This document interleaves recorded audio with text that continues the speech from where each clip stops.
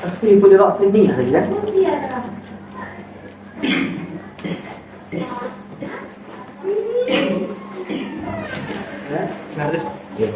Tapi boleh tak ini.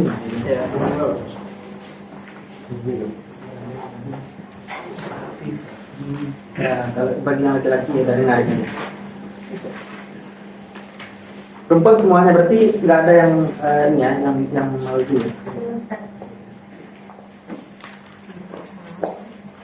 Yaitunya keringan dari Allah Subhanahu wa taala karena kurangnya niat untuk melawan musuh. Ya ayuhan nabi harrijul mu'minina 'alal qital wa 'alima anna fikum ba'd.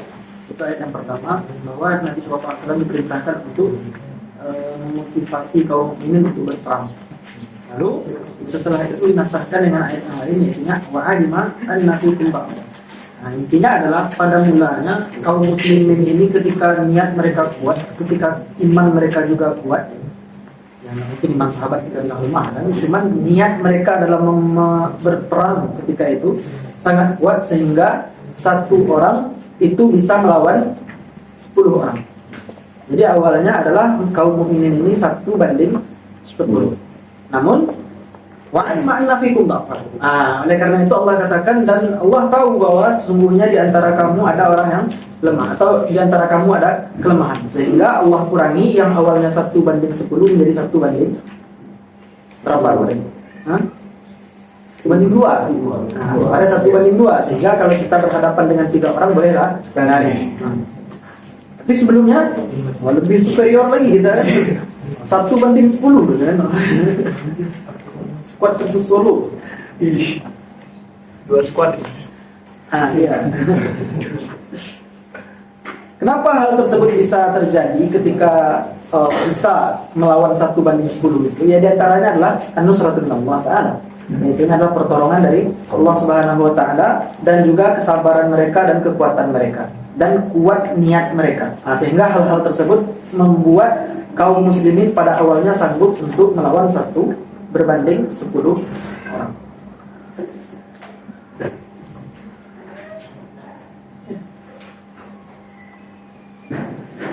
Itulah intinya dalam permasalahan tersebut atau dalam ayat tersebut. Namun tentu saja alimah di sini bukan berarti sebelumnya Allah tidak tahu kan? Itu nggak mungkin Allah tidak tahu. Artinya adalah Allah tahu saja sesuatu yang sudah dikadarkan itu. Namun maksudnya di sini adalah munculnya kelemahan setelah itu pada diri manusia itu sendiri, bukan pada Allah. Karena Allah ta'alluq ilmu Allah itu adalah alim kisyaf. Seluruhnya sudah diketahui oleh Allah sejak zaman azali. Lalu hukum al-asra haqqin Nabi sallallahu alaihi wasallam. Qauluhu ta'ala ma kana li nabiyyin an yakuna lahu asra hatta yuthina fil ardi. Bahwa tiadalah bagi seorang nabi itu atau bagi nabi para nabi bahwa mereka itu memiliki tahanan perang, sehingga memperbanyak mereka itu para nabi itu dalam berperang di muka bumi. Jadi wadhalika yadullu ala anna al-udula an al-qatli ila al-asri haramun ala kulli nabiyyin. Jadi sebelum Nabi Muhammad SAW para nabi itu juga sudah berperang dengan kaum musyrikin atau orang-orang kafir. Akan tetapi tidak ada di antara para nabi itu yang diperbolehkan untuk menerima tawanan perang. Ya, semuanya mesti diperangi. Jadi pembunuhan atau ya maksudnya kita atau al-qatl atau Islam. Dua itu saja pilihannya. Maka tidak ada cerita tawanan perang. Hatta yaksuru al-qatlu minhu. Supaya apa? Supaya banyak terjadinya pembunuhan atau al-qatlu dari para nabi tersebut. Fatahsulu haibatuhu fil qulub. Sehingga muncullah haibah nabi itu di hati kaum-kaum kafir. Ya, sehingga orang ketika melihat nabi itu takut. Ya, sehingga mereka takut. Fatamtali'un nufusu minhu ra'ban. Ya, takut sehingga penuh diri mereka itu dengan ketakutan kepada Rasul sallallahu alaihi wasallam atau kepada para nabi. Wa idza adkhana fil ardi bil iksari minal qital, maka minal qatli, tatkala sudah banyak di bumi itu para nabi itu melakukan pembunuhan, sudah banyak, maka ketika itu baru boleh mereka menerima tawanan. Oleh karena itu di atas beliau pakai kalimat hatta. Ya, berarti itu lega ya. Jadi maka nabiyin ayyakuna lahu asra, kapan bolehnya? Hatta yuskhina fil ard, sampai memang sudah banyak dilakukan pembunuhan tersebut di atas bumi. Dan artinya sudah muncul ketakutan dari orang-orang, dari musuh-musuh Allah itu kepada para nabi, barulah para nabi itu diperbolehkan untuk menerima tawanan perang atau menawan para musuh-musuh.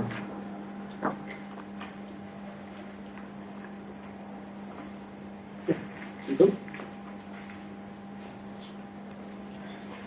Namun yang terjadi adalah para sahabat Rasulullah SAW ketika perang Badar, ketika mereka menang dalam perang Badar, mereka tidak membunuh, kan? Mereka malah banyak menawan para kaum kafir. Tidak langsung dibunuh. Ketika ditahan tidak langsung dibunuh. Padahal Allah Subhanahu wa taala memerintahkan kepada mereka untuk membunuh mereka. Sehingga terjadi dua khilaf, kan, ketika itu. Abu Bakar yang menyuruh untuk membunuh atau kebaikan? Sebaliknya. Ya. Jadi fa'aba ashabu Rasulullah sallallahu alaihi wasallam yaum Badr, mereka menolak perintah untuk membunuh para tawanan tersebut, para sahabat. Ya, illa asru ba'dihim raghbatan fil bidah, fasara dzalika ma'siyatun minhum wa mukhalafatun. Sehingga hal tersebut merupakan maksiat dari para sahabat dan juga menentang perintah Allah. Fa in qila afakana Nabi alaihi salatu wasallam muwafiqan lahum. Lalu kalau ditanya orang, kalau begitu apakah Rasulullah sallallahu alaihi wasallam menerima saja apa yang mereka perbuat sesuai dengan mereka? Qila bal kana sallallahu alaihi wasallam amarahum bil idkhal. Tidak, Nabi tidak menerima. Bahkan Nabi sallallahu alaihi wasallam menyuruh mereka untuk membunuh. Wa balagahum dzalika min Allah taala, dan memberitahu kepada mereka bahwa perintah tersebut datang dari Allah Subhanahu wa taala. Wa lidzalika kanu musatan bi tarkil amri. Oleh karena itu mereka menjadi orang-orang yang bermaksiat karena meninggalkan perintah Allah. Fa qila falima udhifa al-amru ila Nabi sallallahu alaihi wasallam. Maka kenapa disandar adhafa al-amra ila Nabi sallallahu alaihi wasallam? Kenapa disandarkan perbuatan tersebut kepada Rasul sallallahu alaihi wasallam? Kenapa khitabnya kepada Nabi? Maka nabi nabiyyin. Kenapa kitabnya kepada Nabi? Kenapa disandarkan kepada Rasul? Faqala ma kana li nabiyyin ay yakuna lahu asra, ya. Qila minal mumkin annahum asraul kuffara liyusallimuhum ila Nabi sallallahu alaihi wasallam. Karena para sahabat ketika itu menahan orang-orang kafir itu untuk diberikan kepada Rasulullah sallallahu alaihi wasallam. Ketika mereka diberikan kepada Rasulullah, maka mereka menjadi tawanan perang bagi Rasulullah, ya. Nah, makanya kitabnya adalah kepada Rasulullah sallallahu alaihi wasallam. Fa'inqila lima tawaqqafa ba'da al-asri fi qatlihim. Lalu kalau seandainya Rasulullah menentang mereka, tidak sesuai dengan mereka, kenapa Rasulullah sallallahu alaihi wasallam berhenti sesudah memenjara mereka untuk membunuh mereka? Kenapa Rasulullah tidak melanjut membunuh mereka? Wastasyara ashabahu. Namun beliau malah bermusyawarah kepada sahabat-sahabatnya. Fa asyara Umar bi qatlihim. Maka Umar radhiyallahu anhu menyuruh untuk atau mengisyaratkan kepada membunuh mereka. Wa asyara Abu Bakar bi istiqaihim. Sedangkan Abu Bakar tidak. Fal jawabu anna dzalika li tajwizi taghyir at-ta'abbudi ba'da al-asr. Ba'da al-asr, bahwa hal tersebut mungkin saja sesudah diterima tawanan tersebut berubah hukum. Ya, berubah hukum yang sebelumnya dia adalah haram untuk menerima tawanan perang, namun sekarang diperbolehkan untuk menerima tawanan perang. Oleh karena itu Rasulullah sallallahu alaihi wasallam menerima tawanan perang. Walaupun sebelumnya itu adalah perkara yang diharamkan, karena Allah sendiri yang mengatakan bahwa ayuskhina fil ardh, bahwa untuk membunuh para tawanan perang tersebut. Itulah khulasa, ya sama saja apa yang sudah kita jelaskan itu. Lanjut, al-murad min sabqil kitab laula kitabun min Allah sabaqa lamassakum bima akhadhtum adzabun adzim. Nah, jadi di sini ini sudah kita baca juga dari awal pertemuan bahwa ayat ini turunnya kemana, ya? Di awal pertemuan kita katakan bahwa ayat ini turunnya adalah ketika para sahabat khilaf dalam ghanimah, atau mereka itu ada niza di antara mereka ketika mengumpulkan harta ghanimah, kan begitu. Namun di sini juga disebutkan dua, ya mahumila alaihil ayat lah. sesuatu yang dibawakan ayat ini kepada sesuatu tersebut. Yang pertama yang tadi itu, yang sudah kita sebutkan di awal, yaitu bahwa ayat ini adalah untuk para sahabat yang terjadi khilaf pada pengumpulan ghanimah. Ada juga yang mengatakan di sini hamalahu qaumun ala isra'il muslimin fil ghanaim, bahwa ayat ini turun ketika para kaum muslimin itu bersegera ketika mengumpulkan ghanaim. Ya, mereka terlalu bercepat-cepat dalam mengumpulkan harta rampasan perang tersebut. Dan di antara mereka ada yang mengatakan bahwa ayat ini turun adalah ala tawaqqufi ba'dal asri fi qatlil kuffar, bahwa ayat ini turun ketika para sahabat tidak membunuh tawanan perang. Ya, ketika mereka berhenti dari membunuh tawanan perang setelah mereka menawan tawanan perang tersebut. Jadi ketika mereka tidak membunuhnya, berarti mereka menyalahi perintah Allah Subhanahu wa taala, maka ditegurlah oleh Allah Subhanahu wa taala, laula kitabun minallahi sabaqa lamassakum fima akhadhtum adzabun adzim. Ya, ini khilaf di antara para ulama dalam hal tersebut. Karena apa? Yuqalu kaifa yakunu hadza saghiratan ma taqaddum qawlihi fadribu fawqa al-a'naq. Oh, apa itu?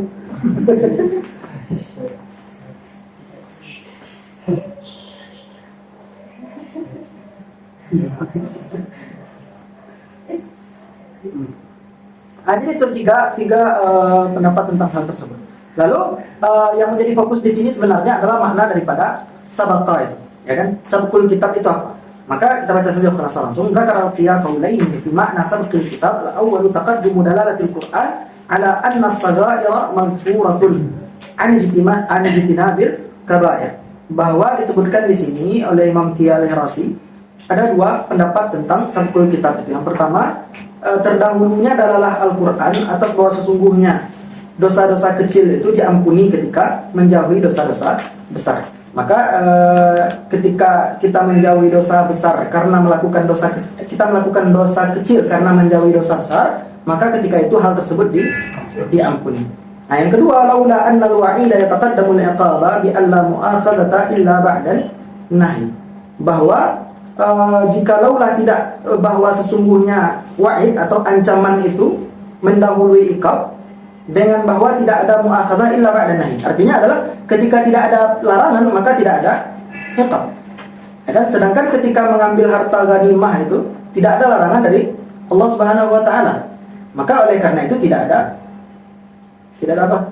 Tidak ada iqab untuk mereka yang melakukan hal tersebut. Nah, itulah makna daripada laula kitabun minallahi sabaqa lamassakum fima akhadhtum adzabun adzim. Ya. Karena yang terdahulu atau sabqul kitabnya adalah la mu'akhadata illa ba'dan nahi. Dan memang belum ada nahi sebelumnya. Belum ada larangan yang memang melarang mereka untuk mengambil ghanimah. Yang ada itu larangan untuk umat yang sebelumnya. Oleh karena itu ya tidak berlaku untuk kita, kan? Nah, maka kitabnya atau sabqul kitabnya, sesuatu yang sudah tertulis di dalam kitab Allah Subhanahu wa taala adalah tidak ada larangan mereka untuk mengambil ghanimah.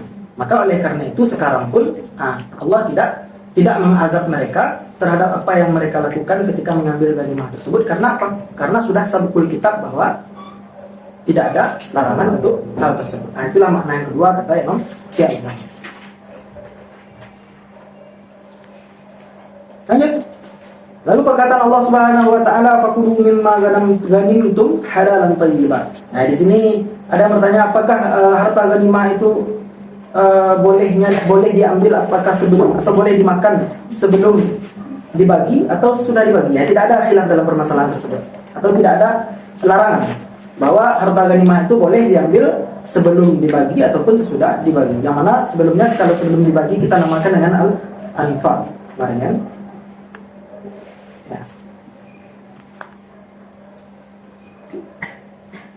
Lanjut. Ada pertanyaan? Perempuan? Mana? Qauluhu ta'ala, innal ladzina amanu wa hajaru wa jahadu bi amwalihim wa anfusihim fi sabilillah yadullu qawluhu wal ladzina amanu wa lam yuhajiru ma lakum min wilayatihim min syai'in ala wujubil hijrati illa annaha kanat wajibatan fi waqtin wa qad zala dzalika al-wujub bil fath. Qawli sallallahu alaihi wasallam la hijrata ba'dal fath. Ini hukum daripada hijrah. Apakah hijrah itu wajib atau tidak? Ya, awalnya adalah hijrah tersebut wajib. Kenapa dilakukan hijrah? Karena apa? Adanya perundungan dari kaum kafir Quraisy kepada para kaum mukminin, ya, kaum mukminin. Oleh karena itu memaksa mereka untuk melakukan hijrah ke Yathrib atau ke Madinah. Namun sesudah penaklukan Mekah atau sesudah Fathu Mekah, maka hukum tersebut dinasahkan. Kata Rasulullah sallallahu alaihi wasallam, la hijrata ba'dal fath. Tidak ada hijrah sesudah Fathu Mekah. Wa inna ma kanat wajibatan lil khawf minal kuffar, ya, ini jelaslah. Lalu di dalam ayat itu disebutkan adalah walladzina amanu wa lam yuhajiru ma lakum min wilayatihim min syai'in. Apa makna daripada wilayah tersebut?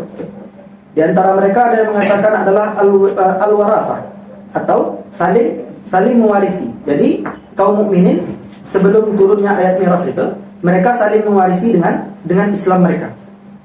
Ya, dengan Islam mereka. Nah, li'annahum kanu min qablu yatawarasuna bil Islam wal hijrah. Jadi orang yang Islam dan hijrah ke Madinah, mereka saling mewarisi. Wa nusikha dzalika biqaulihi ta'ala wa ulul arhami ba'duhum aula bi ba'din fi kitabillah. Sehingga turunlah ayat Allah Subhanahu wa taala menasakhkan hukum tersebut, yaitu ulul arham ba'duhum aula bi ba'din fi kitabillah. Itu yang pertama bagi mereka yang mengatakan bahwa yang dimaksud dengan wilayah di dalam ayat adalah warathah. Di antara mereka ada yang mengatakan bukan, wilayah itu adalah at-tanasur atau saling tolong menolong, atau al-muwalatu fid din, saling tolong menolong di dalam agama. Maka ayat tersebut berarti bukan mansukha, namun dia muhkamah, ya kan? Karena saling menolong di dalam agama itu akan tetap berlaku sampai hari kiamat. Wa qauluhu ta'ala ma lakum min wilayatihim min syai'in yadullu ala anna man taraka al-hijrata faqad kharaja an yakuna waliyan li sa'iril mu'minin illa annahu law kharaja an ad-din lama qala Allah ta'ala wa anistansarukum fid din fa 'alaikumun nasru. Namun orang yang tidak berhijrah, ya kan? Bagaimana mereka tidak berhak untuk mendapatkan wilayah bagi kaum muslimin. Mereka tidak berhak untuk menjadi wali bagi kaum muslimin. Namun hal tersebut tidak mengeluarkan mereka dari Islam. Jadi jangan dikatakan ketika mereka tidak dihijrah berarti mereka melanggar perintah Allah, kan? Berarti mereka melakukan suatu kesalahan, maksiat. Nah, itikab bagi mereka atau konsekuensi mereka melakukan tersebut adalah malakum min wilayatihim min syai'. Maka mereka tidak mendapatkan wilayah. Namun walaupun begitu mereka tidak keluar dari Islam. Kenapa? Karena ayat Allah selanjutnya mengatakan wa inistansarukum fid dini fa 'alaikumun nasr. Namun kalau mereka meminta tolong kepada kamu dalam urusan agama, maka kamu juga wajib untuk menolong mereka. Itu artinya mereka tetap dikatakan sebagai kaum muslimin. Namun mereka tidak berhak menjadi wali bagi kaum muslimin. Jadi itu ada dua pendapat. Yang pertama mengatakan ayatnya mansukha, yang kedua mengatakan ayatnya muhkam.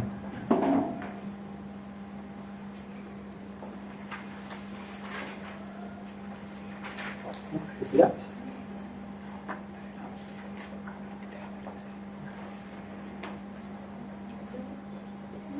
Lalu mualatu ulul arham.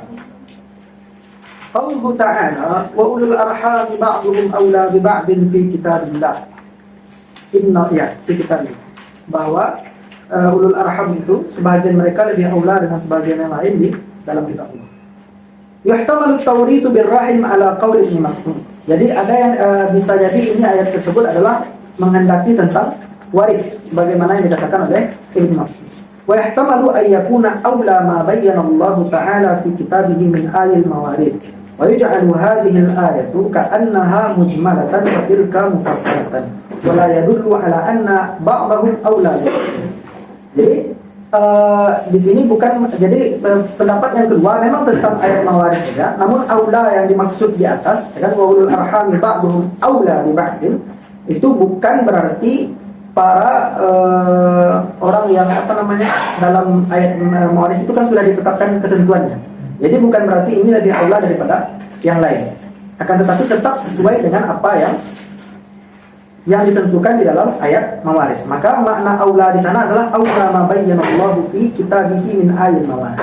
Yaitunya adalah yang paling utama di antara yang diturunkan oleh Allah Subhanahu wa taala dari ayat-ayat mawaris. Maka ini adalah mujmal daripada ayat mawaris. Nah, daripada hukum mawaris. Ini dalil ijmali bagi hukum mawaris. Sedangkan dalil tafsilinya adalah dan tentu saja ayat-ayat miras yang menjelaskan tentang miras tersebut. Habis. Lanjut surat At-Taubah. Allah Ta'ala Yawmul Hajjil Akbar. Al-Zahiru annahu Yawmu Arafah. Qala alaihi salatu wassalam Al-Hajju Arafah. Wa yajuzu an yakuna yawman nahri wa warada fi kulli wahidin minhuma atharun. Wa tasmiyatuhu al-Hajj al-Akbar yadullu ala anna al-umrata asgharuhuma. Jadi bahwa ini masuk kepada khilaf di antara para ulama apa yang dimaksud dengan Al-Hajju Al-Akbar. Dan di sini juga mulai mukarrarnya agak kacau ya. Karena catatan kaki dengan matanya itu udah bercampur. Susah juga bacanya. Jadi intinya baca saja al-hasil itu yang ada di dalam. Wal hasil anna ahlal ilmi ikhtalafu fil murad bil hajj al-akbar fil ayati ala iddati aqwal. Bahwa kaum muslimin atau para ulama berbeda pendapat apa yang dimaksud dengan hajjul akbar atas beberapa pendapat. Yang pertama bahwa hajjul akbar adalah yaum Arafah. Ya kan, karena kata Rasulullah SAW al-hajju Arafah. Haji itu adalah ketika wukuf di padang Arafah. Itulah rukun terbesar daripada rukun haji. Nah, oleh karena itu beliau katakan hal tersebut. Dan berpendapatlah orang yang mengatakan bahwa haji akbar itu adalah yaum Arafah dengan dalil tersebut. Ya banyak dalilnya di sini. Mawarada fi sahih Bukhari hadza yaumul hajjil akbar. Yaitu ketika Rasulullah SAW khitab atau khutbah di padang Arafah, beliau mengatakan hadza yaumul hajjil akbar, hari haji akbar. Ayat ketiga ya kan, dalil yang ketiganya berada di atas gitu kan. Nah, makanya udah mulai kacau bukan.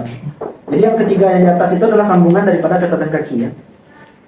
Anna ruknal ahamma wa huwa al-wuqufu yuqda fihi kama qala al-wahidi fil masjid.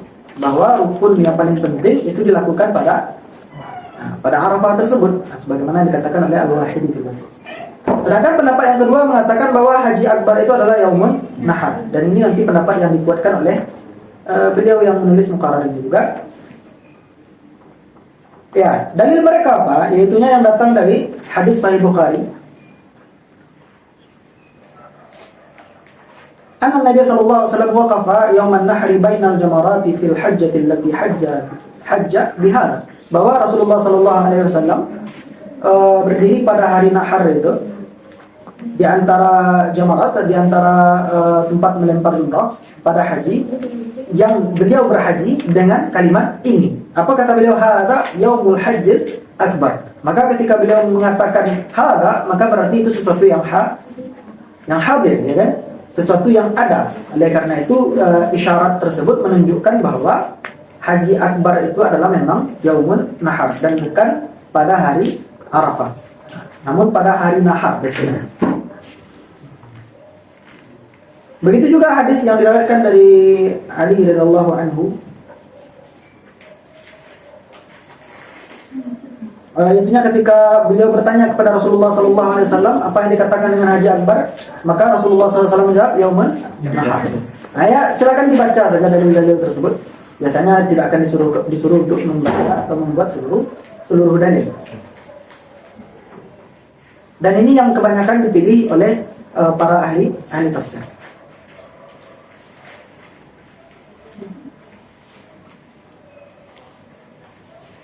Yang ketiga, al-qaul tsalis annahu ayyamul hajji kulli.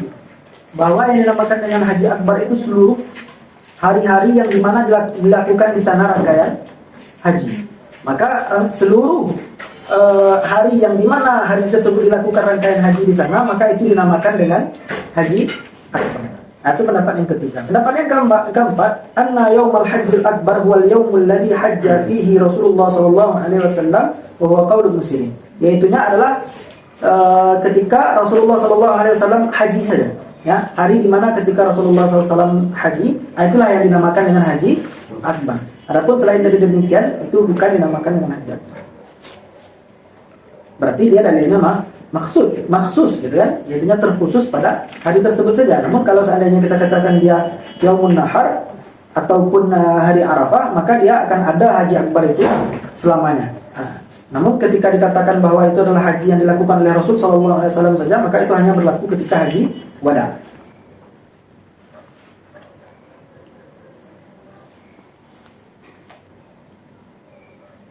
Ya, dan mereka berdalil kenapa dinamakan haji tersebut dengan haji akbar? Karena ketika itu berkumpul pada haji tersebut kaum muslimin dan idul haji kaum muslimin dan juga hari raya orang Yahudi dan juga hari raya orang Nasrani dan kaum musyrikin. Yang mana tidak pernah hal tersebut terjadi sebelumnya dan juga sesudahnya. Berarti hanya memang satu kali itu saja yang dinamakan dengan haji akbar. Ya tentu saja ini pendapat yang lemah. Al-Qaulul Khamis, Al-Hajjul Akbar, Al-Qiran, Al-Hajjul Asghar, Al-Ifrad. Ini juga pendapat yang lemah. Al-Qaulul Sadis, Al-Hajjul Akbar, Al-Hajju, Wal-Hajjul Asghar, Al-Umrah.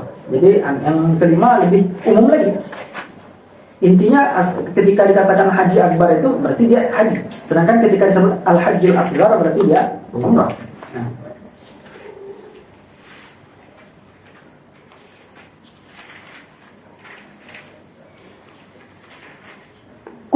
Kultunya ada catatan kaki lagi. Memang agak kacau ya. Kultu wa arjahul aqwali wallahu a'lam. Ya, apa yang lebih rajih? Qaulu man qala inna yaumal hajjil akbar huwa yaumun. Jadi yang dirajihkan oleh penulis adalah yang dinamakan dengan haji akbar itulah haji yaitu adalah yaumun.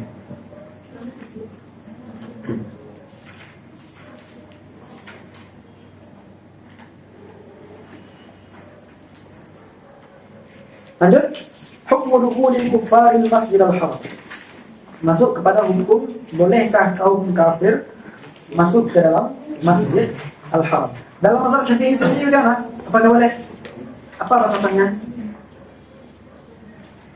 Apa batasan kaum musyrikin atau kaum kafir itu masuk ke tanah haram itu?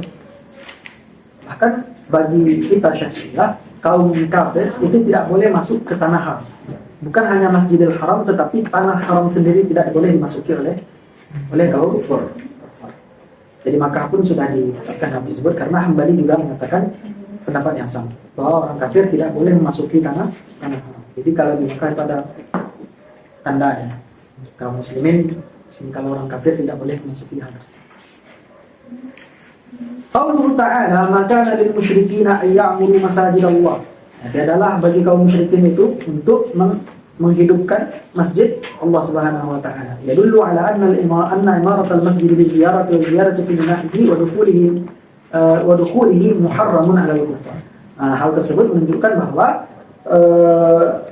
menyemarakkan masjid dengan ziarah ataupun menambah bangunannya ataupun mereka masuk ke dalam masjid haram tersebut adalah diharamkan bagi kaum kafir.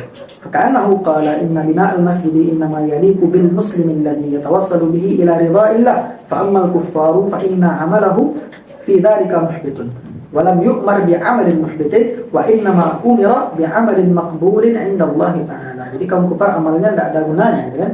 Oleh karena itu tidak diperintahkan oleh Allah Subhanahu wa taala. Jadi yang berhak untuk membangun masjid haram itu sendiri juga adalah kaum muslimin. Qauluhu ta'ala la tattakhidhu aba'akum wa ikhwanakum awliya. Ini ada kaitannya kan? La tattakhidhu aba'akum wa ikhwanakum awliya in istahabbul kufra. Kalau seandainya mereka menyuruh untuk kepada kekafiran alal iman. Wa may yatawallahum minkum fa ulaika humuz zalimun. Maka orang yang menjadikan mereka sebagai wali, maka mereka adalah orang-orang yang zalim. Yadullu ala anna hukmallahi ta'ala yaghlibu hukmal qurbi wan nasab. Hal tersebut menunjukkan bahwa Islam itu lebih didahulukan daripada kerabat dan juga nasab. Ya, maka yang lebih didahulukan adalah Islam, bukan hal yang lainnya. Oh iya, kemanusiaan memang kita dahulukan, namun tetap berlandaskan dengan Islam. Tidak ada kemanusiaan di atas agama. Ya, tidak ada kemanusiaan di atas agama. Tapi agama di atas kemanusiaan. Karena banyak sekarang nanti kita dengar humanity qabla atau qabla lagi before. Humanity berapa? Ya itulah kata-katanya. Saya nggak pandai bahasa Inggrisnya. Pokoknya adalah kemanusiaan sebelum agama. Religion apa? Ya banyak itu digaungkan sekarang kan, bahwa yang harus kita dahulukan itu adalah persamaan kita, kemanusiaan kita. Nantilah agama. Oh, tidak bisa seperti ini. Mesti agama yang kita dahulukan. Bagaimana? Kenapa demikian? Contoh ketika dalam keadaan yang tidak, kalau kita dalam keadaan damai saja, tentu saja hal tersebut tidak terasa. Bagaimana kalau seandainya dalam keadaan berperang? Ya, seperti yang kita jelaskan sebelumnya, perang ini akan dihentikan selama kalian tidak menyembah Allah lagi, katanya. Perang ini akan dihentikan selama kalian tidak menyembah Allah. Misalnya begitu kata ancaman musuh kan? Daripada kalau kita dahulukan kemanusiaan, ya sudah, daripada kita mati mereka mati, ya kan, melindungi manusia ini lebih penting. Ngapain menyembah Tuhan? Ya? Maka kita dahulukan dulu kemanusiaan. Seandainya konsepnya seperti demikian, tidak. Yang tetap kita dahulukan adalah agama. Maka ketika diberi ancaman seperti demikian, ya sudah. Ada kalanya kita bebas, merdeka, melakukan atau beribadah, atau mati. Ya? Nah, itulah.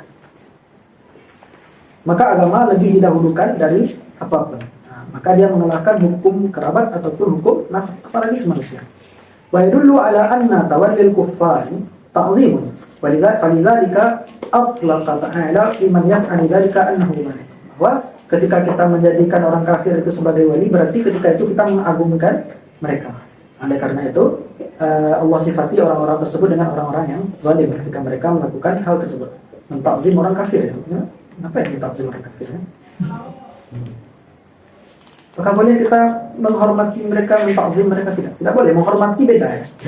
Menghormati boleh, akan tetapi mentakzim mereka tidak diperbolehkan. Oleh karena itu dalam mu'tamad Syafi'i, bahwa tidak boleh kita mengucapkan tahniah kepada kufar, ya, ini juga ya. Ya, tapi saya menyampaikan apa yang ada dalam mazhab Syafi'i, bahwa tidak boleh bagi kita untuk tahniah kepada orang kafir. Alasannya apa? Bukan karena nanti akidah berubah, ya. Tidak semudah itu akidah kita berubah. Alasannya apa? Alasannya apa? Intinya ketika kita membenar atau memberi ucapan selamat kepada sesuatu yang salah, kepada sesuatu yang mereka anggap kelahiran Tuhan, apakah hal tersebut benar kita lakukan? Selamat Yesus lahir, selamat Tuhan kalian dah lahir. Maka hal tersebut tidak diperbolehkan, karena mengagungkan mereka itu akan menyebabkan mereka congkak, menyebabkan mereka kami benar nih gitu ya. Orang muslimin saja nggak ada masalah ya. Harusnya kita adalah menampakkan kepada mereka bahwa hal tersebut adalah salah. Maka sehingga mereka tidak melakukannya lagi, sehingga mereka berpaling kepada Islam. Namun ya tentu saja tidak terlalu ekstrim juga ya guys. Biasa-biasa saja. Kalau seandainya mereka mau seperti demikiannya sudah biasa. Berbeda kalau seandainya yang melakukan hal tersebut adalah instansi pemerintahan ataupun seseorang yang memiliki bawahan-bawahan yang orang Kristen. Mereka butuh untuk hal tersebut. Contohnya negara yang bukan Islam, ya, ya mau nggak mau, ya, negara yang bukan berbasis Islam, maka ketika itu ya sudah. Atau kita punya kawan kafir yang nggak perlu diberi ucapan selamat, ya, cukup bermuamalah seperti biasa. Ya, itu yang disampaikan oleh Habib Umar. Habib Umar. Ada apa? Habibullah, ya. Karena sangat bertentangan juga pendapat beliau dengan Habib Ali Al-Jufri. Bahkan Habib Umar mengatakan ketika seseorang duduk di gereja itu, beliau kuat sekali syafi'inya, Habib Umar itu. Misalnya ada orang yang duduk di gereja, maka selama dia duduk di sana tidak ada di dalam hatinya pengingkaran tetap terhadap apa yang dilakukan oleh mereka, maka ketika itu dia sudah melakukan dosa. Maka selama duduk di sana, kalau seandainya hari Minggu misalnya kita dengar lagu-lagu mereka itu, meski di dalam hati itu ada pengingkaran, astagfirullah. Ini hal yang besar. Jangan dinikmati lah, enak lah. Bahkan diam saja itu tidak diperbolehkan. Mesti ada pengingkaran di dalam hati. Atau tidak, jangan duduk di sana. Ngapain duduk di sana? Jangan sebenarnya. Seperti ini. Wallahu a'lam. Karena banyak juga perdebatan tentang hal itu. Lanjut, qauluhu ta'ala innamal musyrikuuna najas. Bahwa orang-orang musyrik itu adalah najis. Ya, orang-orang musyrikun itu adalah najis. Ya, ini berbeda pendapat juga para ulama terhadap hal ini, apakah mereka najis hakiki atau tidak. Sebagian ulama mengatakan memang mereka najis hakiki. Sehingga kalau mereka minum di suatu bejana, kita nggak boleh minum lagi. Karena udah bernajis. Kan? Tapi kalau musafahah ya nggak masalah karena tidak kalau kalau dia kering nggak apa-apa. Tapi kalau dia basah maka orang najis. Bagi pendapat yang mengatakan bahwa mereka itu adalah najis hakiki. Ya, karena apa ya Pak?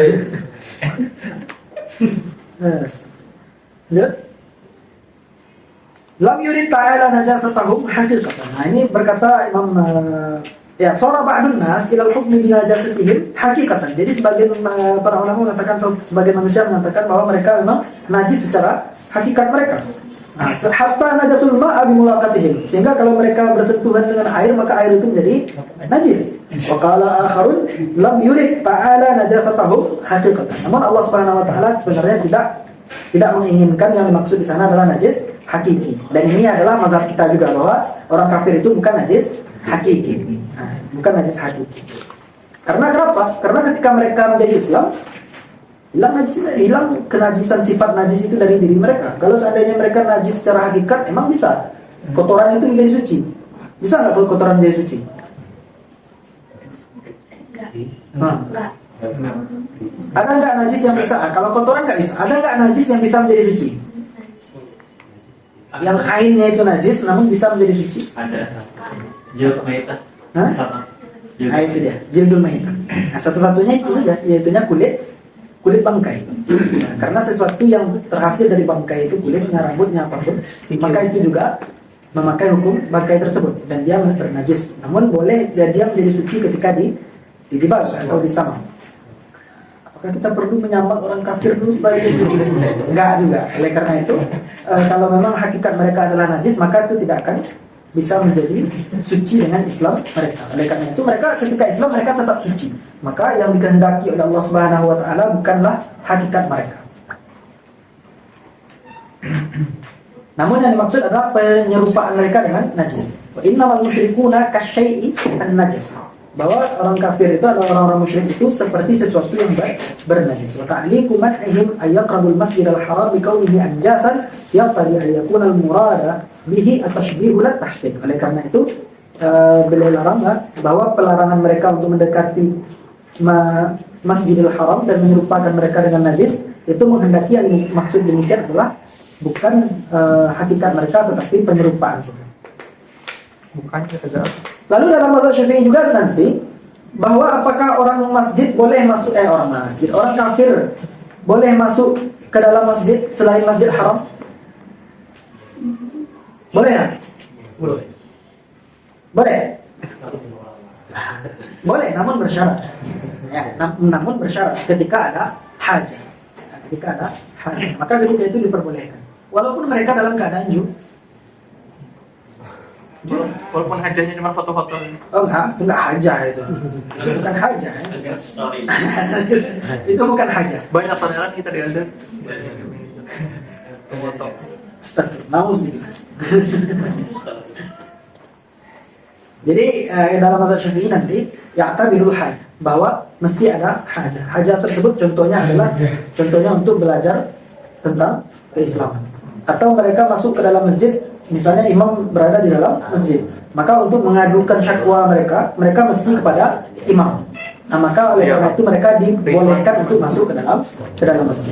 Ya, hal-hal tersebut diperbolehkan. Adapun kalau sekedar berfoto-foto sudah, alhamdulillah, itu seharusnya tidak diperbolehkan. Jadi mereka boleh masuk ke dalam masjid walaupun mereka dalam keadaan junub. Berbeda dengan kaum muslimin tidak diperbolehkan masuk masjid ketika dalam keadaan. Masuk masjid boleh ya, namun yang tidak boleh itu adalah al-muqsir atau berdiam diri di dalam masjid dalam keadaan junub. Yang boleh itu hanya lalu ya, kalau Syafi'i yadkhulu kulla masjidin illa al-masjidil haram. Bahwa boleh masuk ke dalam masjid kecuali Masjid Haram. Namun dengan hajat. Bahkan Abu Hanifah mengatakan tanpa hajat pun ya mungkin mazhab yang dipakai oleh orang di sini adalah mazhab yaitunya adalah mazhab Abu Hanifah. Karena Abu Hanifah mengatakan orang kafir itu boleh saja masuk ke dalam masjid walaupun tanpa ada hajat. Nah, tidak ada masalah untuk masuk ke dalam masjid walaupun tanpa ada hajat. Ya, ini bertentangan dengan mazhab. Intinya walhasil di dalam atau di bawah anna al-ulama ikhtalafu fi hukmi dukhulil kuffari masjid al-haram ala aqwal. Yang pertama Ahnaf walahum fi mas'alati qaulan. Yang pertama perkataan Abu Hanifah dan Abu Yusuf bahwa mereka orang kafir itu tidak dilarang untuk memasuki masjid haram, ya, tidak diharamkan untuk memasuki Masjidil Haram, baik mereka itu kafir harbi ataupun mereka kafir zimmi. Ini dibebaskan saja untuk masuk kepada Masjid Haram. Ini pendapat Abu Hanifah. Namun pendapat yang kedua, yaitu pendapat sahabat Abu Hanifah atau sahib Abu Hanifah, ya, Muhammad Asy-Syaibani, ya, annahum yumna'un, bahwa mereka dilarang untuk memasuki Masjidil Haram. Ya, mereka dilarang untuk masuk Masjidil Haram. Dalil Abu Hanifah apa? Yaitunya bahwa sesungguhnya qadhi berada di Masjidil Haram. Ya, pada zamannya pada Rasulullah SAW, qadhi itu berada di Masjidil Haram. Dan hukum Islam itu mencakup orang kafir zimmi juga. Sehingga kalau seandainya mereka dilarang untuk memasuki Masjidil Haram, bagaimana cara mereka untuk mengadukan sesuatu? Ya, bagaimana cara mereka untuk mengadukan sesuatu kepada qadhi itu? Oleh karena itu, tidak dilaranglah orang kafir itu untuk memasuki Masjidil Haram. Sedangkan Imam Muhammad dari Abu Hanifah juga, dari mazhab Hanafi juga, bahwa dilarang mereka karena ayat Allah Subhanahu wa taala, "Fala yaqrabul masjidal harama ba'da amihim hadza." Janganlah mereka orang-orang kafir itu memasuki Masjidil Haram sesudah tahun kalian yang ini. Artinya sesudah Fathu Makkah tidak boleh lagi untuk Makkah itu dimasuki oleh kaum muslimin.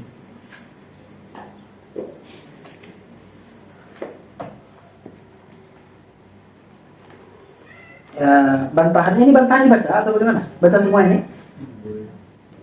Gak tahu. Baca.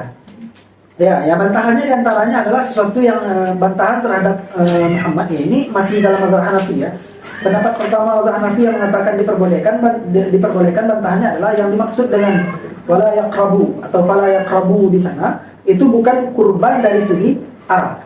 Bukan maksudnya arahnya yang tidak boleh. Akan tetapi kurban di sini adalah dari segi at-tabbir atau al-istila, bahwa mereka itu merasa tinggi atau meninggi di dalam Masjidil Haram tersebut. Itu yang tidak diperbolehkan. Wal qiyam bil imarah, bahwa mereka melakukan imarah atau menyemarakkan Masjidil Haram, maka itu yang tidak diperbolehkan. Farwasa Quraisy kanu yarawna dzalika qabla al-fath wa ba'da al-fath muni'u an dzalika. Maka kaum kafir Quraisy, para pemuka mereka dulu melakukan hal tersebut, namun sesudah Fathu Makkah tidak diperbolehkan lagi. Dan juga Nabi ketika masuk ke dalam atau ketika Fathu Makkah itu, Nabi sallallahu alaihi wasallam berkata bahwa orang yang masuk ke dalam Masjidil Haram mereka aman walaupun mereka dalam keadaan kafir. Ya, orang yang masuk ke dalam Masjidil Haram maka mereka aman. Orang yang masuk ke dalam rumah ini maka mereka aman. Itu kan ada beberapa tempat yang menjadi tempat yang aman bagi kaum kafir ketika Nabi sallallahu alaihi wasallam menaklukkan Makkah. Maka hal tersebut menunjukkan bahwa tidak dilarang bagi kaum kafir Quraisy itu untuk memasuki Masjidil Haram. Ya, itulah intinya. Aku ada rat-rat yang lain, silakan dibaca.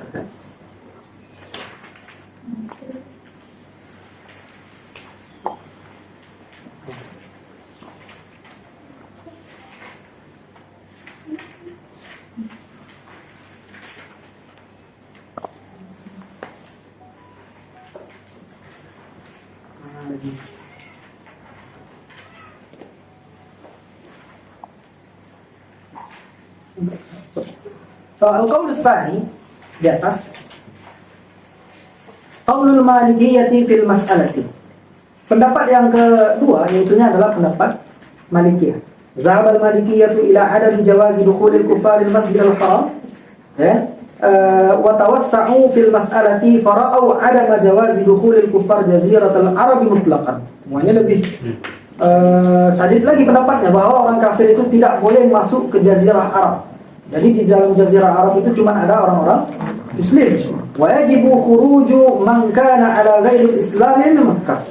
Maka wajib mengeluarkan orang yang bukan Islam dari Makkah, dan juga mengeluarkan mereka dari Madinah, dan juga mengeluarkan mereka dari Yamamah, dan juga dari Yaman. Intinya adalah tidak boleh mereka memasuki jazirah Arab. Wa yajuzu lil kafiri ay yataraddada bi hadzal buldani musafiran faqat. Namun mereka hanya boleh musafir saja. Ya, ini dalil mereka sama dengan dalil bagi orang yang berhadas atau berhadas besar. Maka orang yang berhadas besar itu hanya boleh di dalam masjid itu ubur atau lalu saja. Ya kan, lewat dari pintu sini keluar ke pintu sana atau putar balik lagi, itu diperbolehkan. Adapun kalau al-muksu maka itu tidak diperbolehkan. Maka beliau menyamakan orang-orang kafir itu dengan orang yang junub. Maka ketika orang junub dilarang memasuki masjid, ya, dilarang oleh Rasulullah SAW memasuki masjid, namun mereka boleh untuk lewat saja. Nah, begitu juga di sini. Orang-orang kafir ini dilarang untuk memasuki Masjidil Haram, namun mereka boleh untuk lewat saja. Nah, namun mereka tidak boleh untuk menetap di dalam Masjidil Haram ataupun Jazirah Arab. Ya, ini dikatakan la uhillu al-masjida li haidin wala junubin, bahwa tidak diperbolehkan masjid itu bagi orang yang haid dan juga orang yang junub.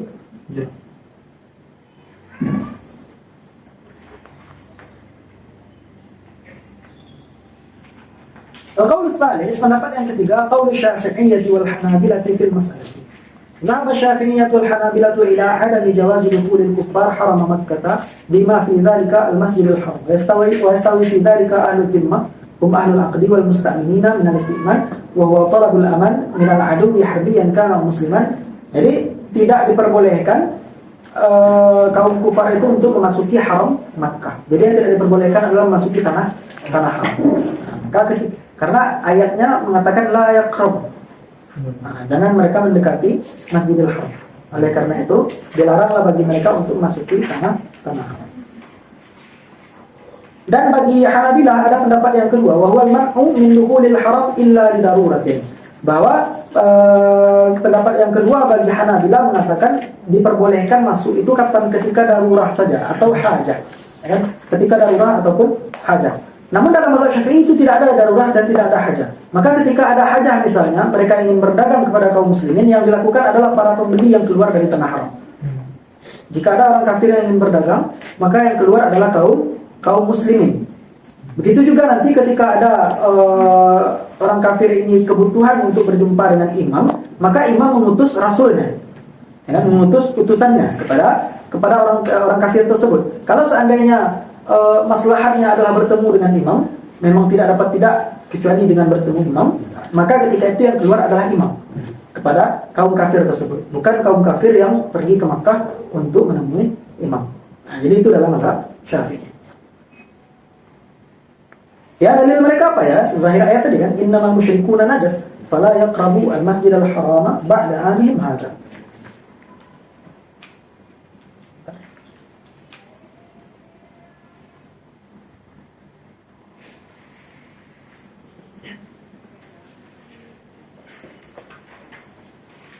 Ya, selesai. Intinya ada tiga pendapat, bahwa pendapat yang pertama mengatakan boleh mutlakan, atau Abu Hanifah ada dua pendapat juga di sana. Muhammad Syaibani mengatakan beliau yang berpendapat yang berbeda, bahwa tidak diperbolehkan. Imam Abu Hanifah sendiri mengatakan boleh. Lalu pendapat Malikiyah yang mengatakan bahwa mereka itu dilarang dari Jazirah Arab seluruhnya, dan yang diperbolehkan bagi mereka itu hanyalah berlalu lalang saja, tidak diperbolehkan untuk menetap. Dan yang ketiga Malikiyah, Hanabilah dan juga Syafi'iyah mengatakan bahwa mereka tidak diperbolehkan untuk masuk ke dalam haram Makkah. Dan bagi Malikiyah, bagi Hanabilah ada pendapat yang kedua yang mengatakan boleh kalau seandainya ada haram.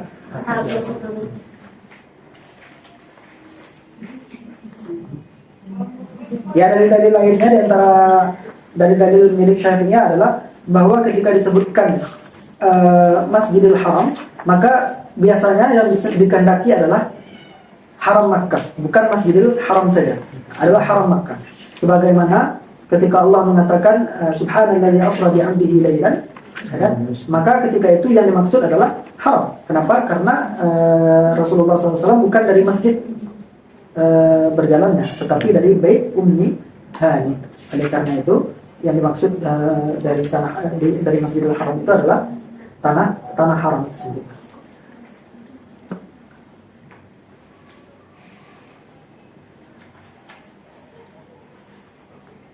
Dan juga kenapa kita tidak mengiktibar hajah sebagaimana pendapat yang kedua dari Hanabilah? Karena ada ayat Allah Subhanahu wa taala selanjutnya, wa in khiftum ailatan fasawfa yughnikumullahu min fadlihi. Ya, kalau seandainya kamu takut terhadap suatu hajah, ya, kita butuh kepada sesuatu, ya. Kalau seandainya orang kafir dilarang masuk, bagaimana kita akan berdagang? Itu kan menjadi ketakutan, kan? Maka Allah tolak hal tersebut, wa in khiftum ailatan fasawfa yughnikumullahu min fadlihi. Maka Allah akan mencukupkan kalian dengan dari fadilah Allah Subhanahu wa taala itu sendiri. Maka dalil ini menjadi penguat bahwa orang kafir itu memang benar-benar tidak diperbolehkan untuk memasuki haram Makkah. Habis.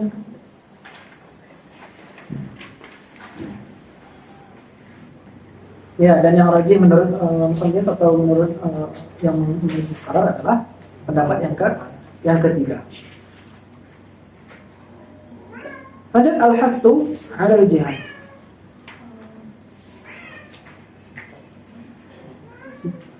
Wa qawluhu ta'ala, ma lakum idza qila lakum infiru fi sabilillahi faqaltum ila al-ardh. Ya. Ikhtalafu fi umumihi, faminhum man qala innahu arada bihi kullal mu'minin. Apa yang dimaksud dengan lakum itu? Apakah dia untuk kaum muslimin seluruhnya atau jihad itu untuk siapa? Ketika diperintahkan malakum idza qila lakum infiru fi sabilillah saqaltum ila al-ardh. Maka kewajiban jihad itu untuk siapa? Apakah untuk kaum muslimin seluruhnya atau sebagian? Maka waqtalafa ulama fi wujubi hadha at-taghayyur, faminhum man qala al-muradu bihi wujubun nufur ila ar-rasul idza da'a ila al-jihad wa amara bihi wa huwa al-asah.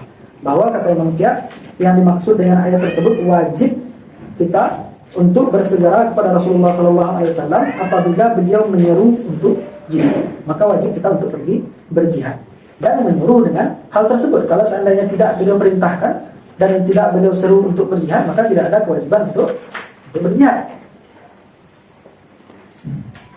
Yang di antara mereka ada yang berkata, innal murada bihi 'indal hajati wa dhuhuril kafarati wa ishtidadi syaukatihim. Bahwa kewajiban jihad itu muncul ketika ada dan muncul kaum kafir itu dan mereka memiliki kekuatan yang kuat. Maka ketika mereka memiliki kekuatan yang kuat, barulah kewajiban jihad itu muncul atau ada.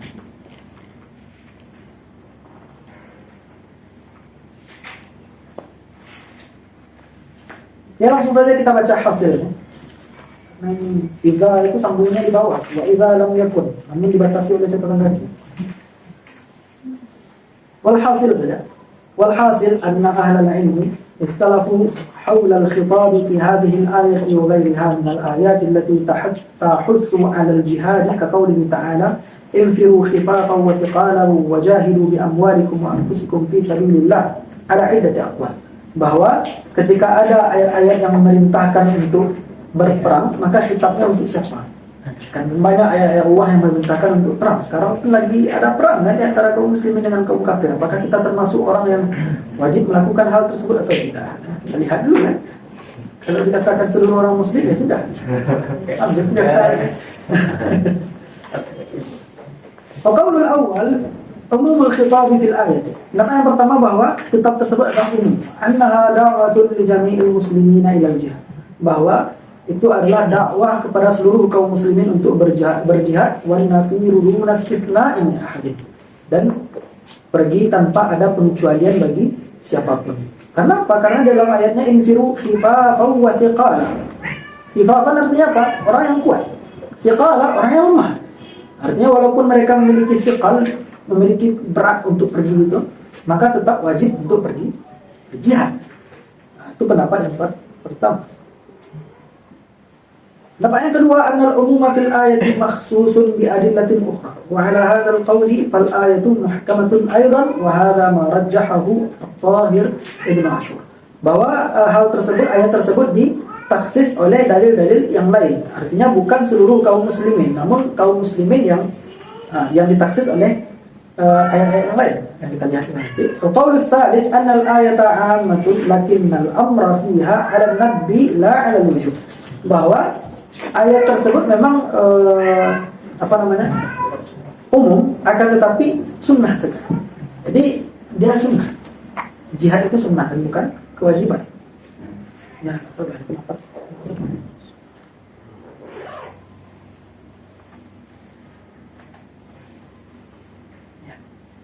Sedangkan kaul yang keempat, annal ayata mansukhatun wa ikhtalafa fi nasikhiha ala qaulaini, bahwa ayat tersebut adalah mansukh. Pendapat yang ketiga itu tidak benar ya, ghairu sahih. Pendapat yang keempat pun tidak benar berarti, bahwa mereka mengatakan ayat tersebut dinasakh. Nasakh yang pertama adalah wa ma kana al-mu'minuna yanfiru kafatan, bahwa bukan kaum muslimin itu tidak pergi seluruhnya, ya. Tidak seluruhnya pergi. Bahwa qaulun Abbas wa Muhammad bin Ka'ab wa Atta al-Khurasani. Sedangkan ayat yang menasihkannya yang kedua, na mansukhatun bi qaulillahi ta'ala laisa 'ala du'afa wa la 'ala al-marda wa huwa qaulus sadq.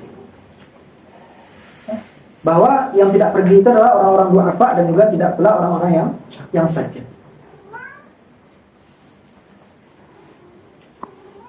Pendapat kita sendiri bagaimana? Syafi'iyah bagaimana pendapatnya dalam hal tersebut? Bahwa dia fardu, wajib enggak jihad? Wajib. Cuma wajibnya kifayah. Dan dia halal kifayah. Ketika sudah ada satu nafar yang berjihad, satu kelompok yang berjihad, maka tidak gugur kewajiban dari kelompok yang lain. Maka gugur kewajiban dari kelompok yang lain.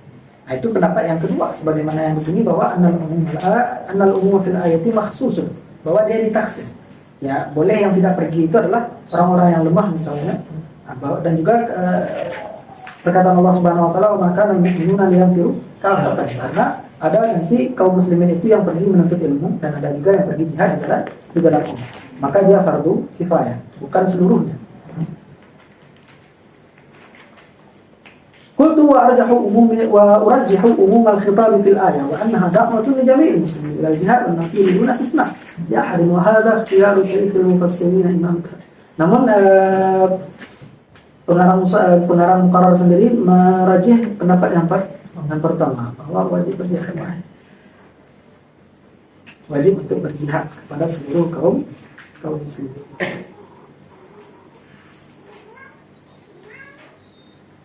Ya, dalil beliau intinya adalah yang tadi itu, khifafan wa thiqal, ya. Baik mereka kuat, baik mereka lemah, wajib mereka untuk pergi berjihad di dalam Allah Subhanahu wa taala.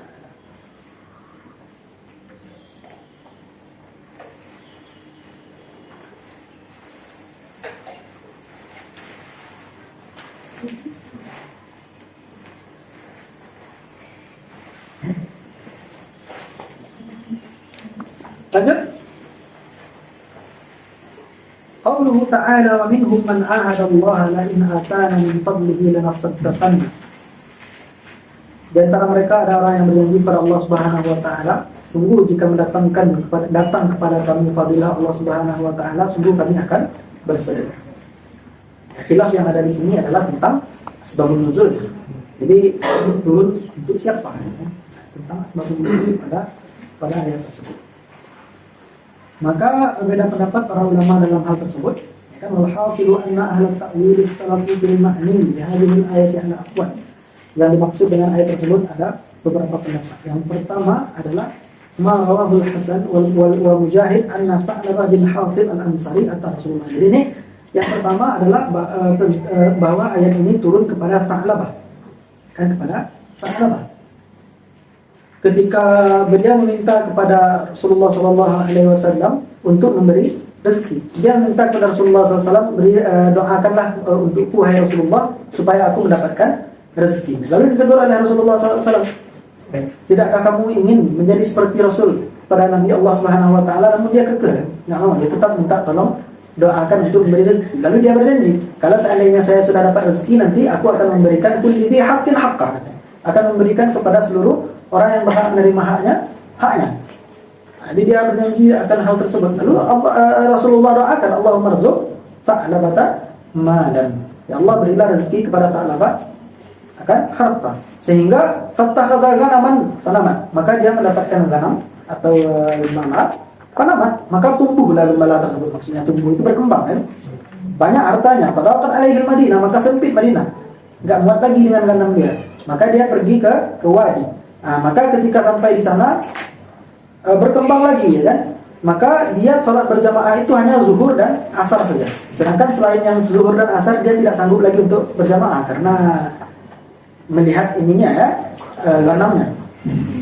Summa namat. Kemudian berkembang lagi hatta tarakas salawati illal jum'ah, sehingga dia meninggalkan seluruh salat jamaah kecuali salat Jumat.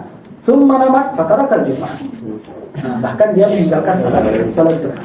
Lalu ditanya oleh Rasulullah SAW, maka diceritakan oleh sahabat kepada Rasulullah tentang Sa'labah itu. Lalu kata Rasulullah, ya wahai Sa'labah, ya celakalah Sa'labah. Oleh karena itu Allah turunkanlah wa minhum man ahadallah. Barulah turun ayat tersebut. Yaitu asbabun nuzul yang pertama. Namun hadis ini atau kisah ini juga didhaifkan oleh banyak ahli ilmu atau banyak ulama mendhaifkan hadis tersebut. Ya silakan dibaca oleh ulama-ulama yang mendhaifkannya. Bahkan pengarang pun mengatakan bahwa ayat tersebut juga dhaif atau hadis tersebut juga dhaif.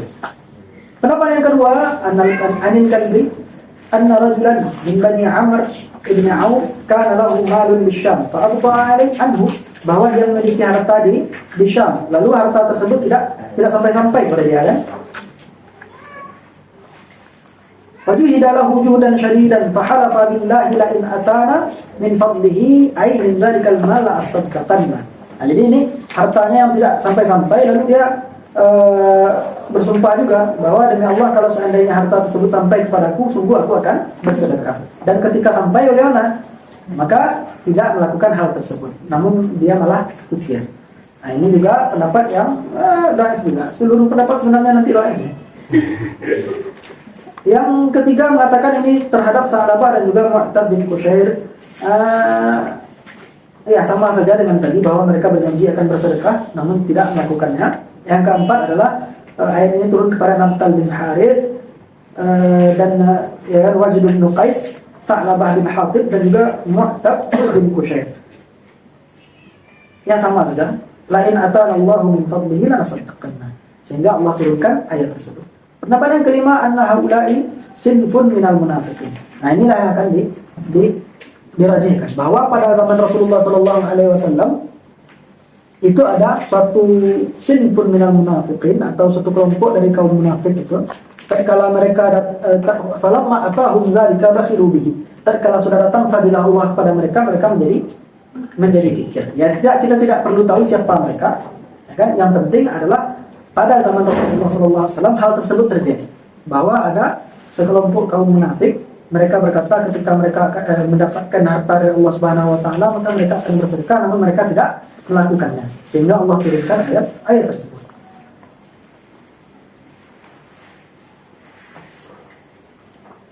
Dan karena itu beliau katakan, "Waqad yakunu al-ma'ni biha ghairuhu kullu dzalika la yuhim." Tidak penting itu semua. Al-muhim annaha waqa'at fi'lan min ba'dil munafiqin. Yang penting adalah hal tersebut terjadi dari sebagian kaum munafik.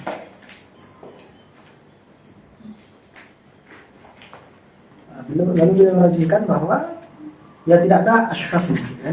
Intinya kaum munafik ada yang seperti demikian. Lanjut. Hukum al-imtina' min as-salati 'ala al-kuffar. Wah, panjang ya. Qauluhu ta'ala wa la tusalli 'ala ahadin minhum mata abadan.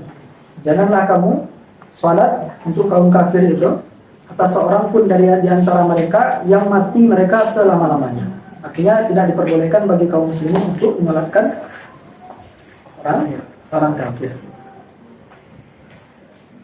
Ada enggak kaum muslimin dia muslim namun tidak disolatkan? Ya, ada enggak kaum dia muslim namun tidak disolatkan? Siapa? Saya tidak disolatkan. Disolatkan syahid. Ada enggak?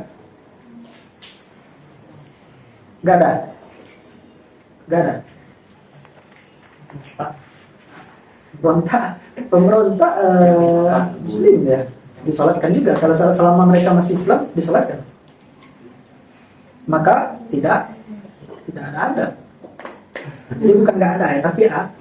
Namun ini dalam pendapat Imam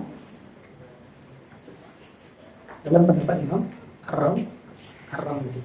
Siapa yang tidak disolatkan menurut beliau? Ini adalah orang yang mati dalam keadaan tidak bersunat. Apa alasannya? Ya bukan perempuan ya, laki-laki. Laki-laki yang tidak bersunat. Apa alasannya? Karena masih bernajis. Karena masih bernajis. Karena belum dipotong, jadi itu mengandung najis. Itu mengandung najis. Sehingga ketika dia meninggal, maka dia tidak disolatkan atas pendapat dia. Nah, dia bernajis. Sedangkan orang yang disolatkan itu dia tidak bernajis. Lalu kan dia dimandikan. Ya, dia dimandikan, namun tidak mandi itu tidak mencapai yang bagian dalamnya, sehingga dia tetap dihukum sebagai seorang yang bernajis. Namun itu Ibnu Hajar sendiri berpendapat tetap disolatkan sebagai ya keluar keringanan bagi dia. Maka dia tetap disolatkan. Nah, itu masalah. Makanya Imam Bajuri dalam kitab ini Imam Bajuri ini lebih condong kepada Ramli. Beliau sangat condong kepada Imam Ramli. Namun dalam hal tersebut beliau condong kepada Ibnu Hajar. Dalam hal ini kita pakai saja Ibnu Hajar. Yang mau gimana kan? Itu akan menyebabkan fitnah nanti. Ketika seseorang meninggal lalu tidak disolatkan, dia muslim tapi tidak disolatkan. Kait juga kan, dia nggak sunat. Awalnya orang nggak tahu, jadi tahu. Dan itu juga khatirnya di Indonesia sebenarnya, karena kita melakukan sunat kapan? Laki-laki. Hanya umur-umur yang sudah umur 7, umur berapa lah gitu kan, udah besar gitu. Dan sedangkan anak-anak kecil itu sering naik ke punggung seseorang ketika dia dalam keadaan yang lebih kecil, umurnya lebih kecil dari. Lalu nanti ada orang yang mengatakan enggak apa-apa, anak kecil tidak memutuskan sah. Anak kecil kalau naik ke atas punggung tidak membatalkan salat, karena Hasan dan Husain melakukan hal tersebut karena Rasulullah menggendong Hasan dan Husain. Namun perlu diketahui Hasan dan Husain sudah sunat dari mereka kecil, sehingga mereka tidak bernajis. Maka anak-anak kecil di Indonesia yang belum bersunat itu memutuskan karena mereka bernajis. Dan ketika mereka naik ke punggung orang yang sedang sholat juga membatalkan sholatnya, karena ketika itu dia membawa najis. Itu harus berhati-hati. Ini banyak juga lalai ya dalam di Indonesia. Nanti anak kecil nggak apa-apa, sholat aja ya. Oleh karena itu sebenarnya orang tua-tua kita udah tahu hal tersebut. Makanya sering ketika orang-orang tua, kalau ada anak kecil pasti disuruh sholatkan. Dia nggak boleh ngisi saf bagian depan. Karena apa? Karena memang anak kecil di Indonesia tidak sunat dari kecil. Berbeda kalau seandainya mereka sudah sunat dari kecil, itu tidak akan membatalkan atau tidak akan memutuskan. Nah jadi itu, ke sana perginya. Apa tadi penjelasan itu? Oh, ini sholat terhadap orang kafir. Lanjut, qauluhu ta'ala ma'alal muhsinina min sabilin yuhtajju bihi fi isqatid daman an qatilil bahimatis sa'ilah. Itu udah campur lagi ya. Jadi ini permasalahan tentang daf'us sa'il. Apa itu daf'us sa'il? Melindungi diri dari orang yang melanggar hak kita. Misalnya orang ingin menculik harta kita, atau ada orang yang ingin membunuh kita, atau ada orang yang ingin melakukan kejahatan terhadap istri ataupun anak kita. Maka itu dinamakan dengan daf'us sa'il atau daf'us siyah. Sedangkan sa'il itu sendiri adalah kullu man qasada insanan fi nafsihi aw ahlihi aw malihi aw dakhala manzilahu bighairi iznihi falahu daf'uhu. Artinya seluruh orang yang menghendaki atau bermaksud kepada seseorang itu, pada dirinya, artinya ingin membunuhnya, atau keluarganya, atau hartanya, atau dia masuk ke dalam rumah seseorang tanpa izin seseorang tersebut. Itu yang dinamakan dengan as-sa'il, orang yang sa'il itu. Maka jumhur berpendapat boleh bagi seseorang untuk daf'us sa'il, bahkan wajib. Maka kalau seandainya dalam prosesnya kita membunuh seseorang yang ingin membunuh kita, maka kita tidak terkena qisas ataupun dia. Ya, kita tidak terkena qisas ataupun dia. Ya, berbeda dengan hukum di beberapa daerah ya. Ya, di beberapa negara mungkin, maka kadang-kadang membunuh begal malah kita yang masuk penjara ya. Allah, ada.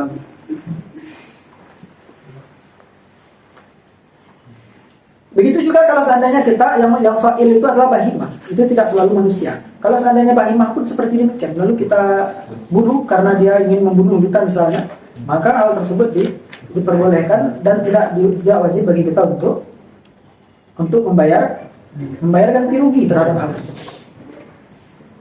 Dalilnya apa? Annal mas'ula alaihi ma'murun bi ihya'i nafsihi, bahwa orang yang dilanggar haknya itu diperintahkan untuk melindungi dirinya. Wala taqtulu anfusakum, jangan kamu membunuh dirimu. Maka bagaimana mungkin kita diam saja kan ketika kita hendak dibunuh kan? Enggak harus melawan kan? Enggak.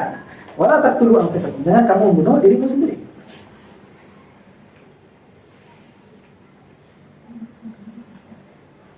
Annal mas'ula alaihi bis-sawli yakunu bid-daf'i an nafsihi muhsinun, fawajaba an la yakuna alaihi sabilun fil gharam. Oleh karena dan juga bahwa seseorang yang membela dirinya ketika itu dia muhsin, maka dia tidak berhak untuk diberikan denda, dia tidak berhak dikenai denda. Oleh karena itu Allah katakan ma 'alal muhsinina min sabil, maka tidak ada denda bagi orang-orang muslim, tidak ada hukuman bagi orang-orang yang berbuat baik. Ini dalilnya. Dalil lain yaitu la yahillu malu imri'in muslimin illa bi tayyibi nafsihi, dengan kebaikan dirinya sendiri.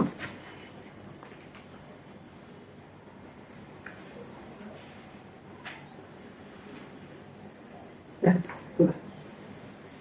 Ini dalil-dalil sebenarnya. Silakan dibaca.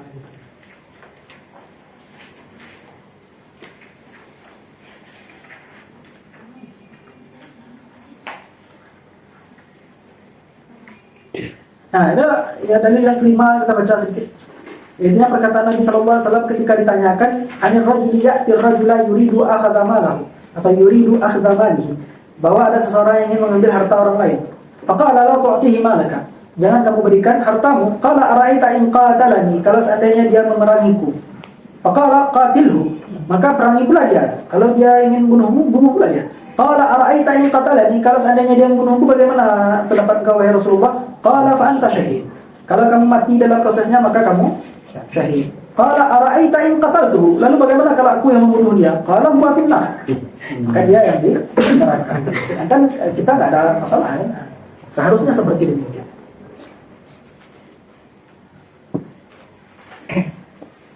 Lanjut.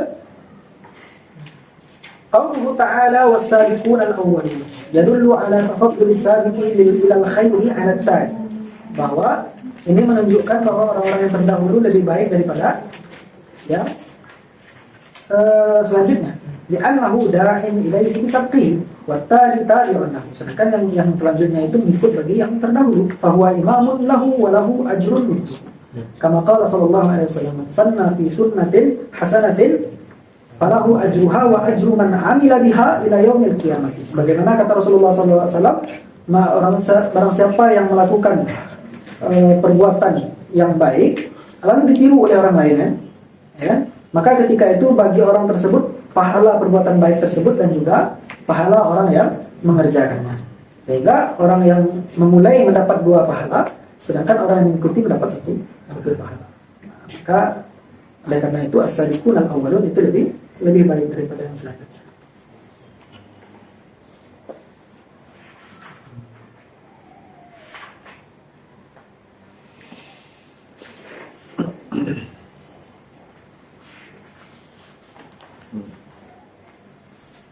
Lanjut. Qauluhu ta'ala khudh min amwalihim sadaqatan. Al-aktsaruna minal mufassirina ala anna al-murad bil ayati as-sadaqatul wajibatu fil amwal wa laysa fil ayati bayan miqdaril ma'khudh wa lal ma'khudh minhu wa laysa fil ayati bayan syurutin mu'tabaratin fil ma'khudh minhu wa la mu'tabaratin fil ma'khudh wa la syurutun fil mu'addi wa la syurutun fil ahdi. Kebanyakan para mufassir berpendapat atas bahwa sesungguhnya yang dimaksud dengan ayat tersebut adalah sadaqah al-wajibah. Apa sadaqah al-wajibah? Az-zakat. Dan baik itu zakat mal ataupun zakat fitrah, maka itu yang dinamakan dengan sadaqah al-wajibah. Jadi itu yang disebutkan, dan tidak ada di dalam ayat tersebut menjelaskan syarat-syarat apapun. Baik itu berapa yang ambil, siapa yang ambil, semuanya belum disebutkan.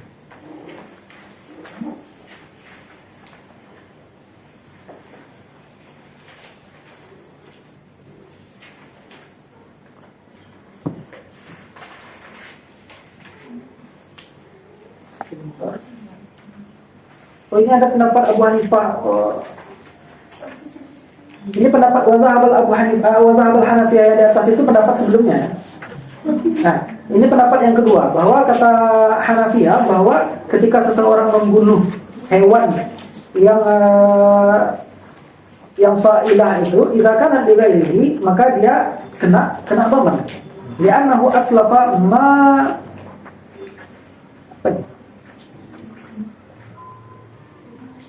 li ghairihi ma ghairuhu li ihya'i nafsihi kal muqtarri ila ta'ami ghairihi idza akalahu. Jadi dia tetap kena denda karena disamakan dengan orang yang memakan harta orang lain karena terpaksa, maka tetap dia harus menggantinya. Nah, begitu juga di sini dia boleh membunuhnya, namun tetap harus mengganti. Nah, itu kata pendapat Hanafiyah ketika hal tersebut berkaitan dengan al-bahimah as-sa'ilah.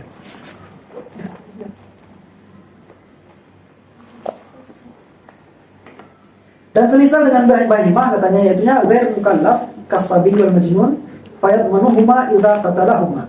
Begitu juga kalau seandainya seseorang itu membunuh adalah anak kecil ataupun orang gila yang dia bukan mukallaf, maka ketika itu dibunuh. Nah, ketika itu dia terkena dhaman. Li'annahuma la yamlikani ibahata anfusihima. Ya, karena mereka enggak tahu apa yang mereka kerjakan sebenarnya. Oleh karena itu tetap kena dhaman. Wallahu a'lam. Namun pendapat yang rajih tentu saja pendapat jumhur.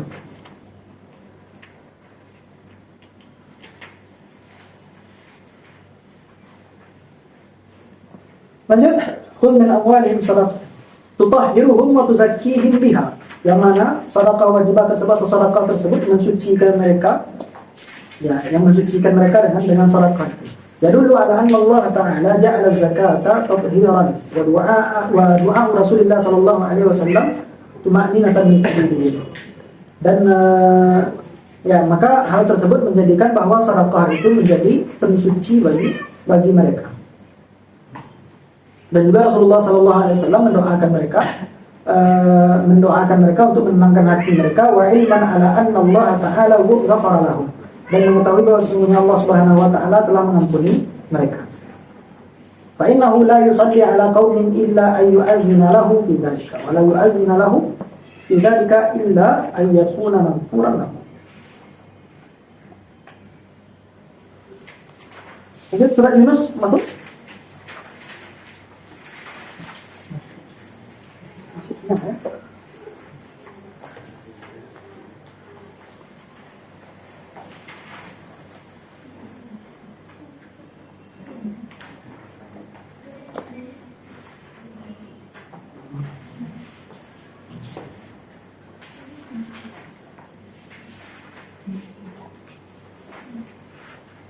Artinya beda-beda kan nulisnya. Ini apa lagi?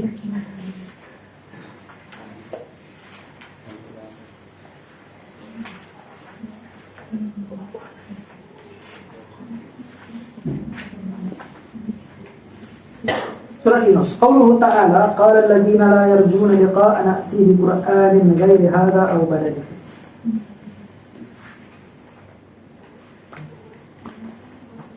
Berkata Allah Subhanahu wa taala, alladziina laa yarjuuna liqaa'ana, orang-orang yang tidak menghendaki atau yang tidak berharap bertemu dengan kami, kata Allah Subhanahu wa taala, datangkanlah dengan Al-Qur'an selain daripada ini atau dengan ganti daripada yang ini.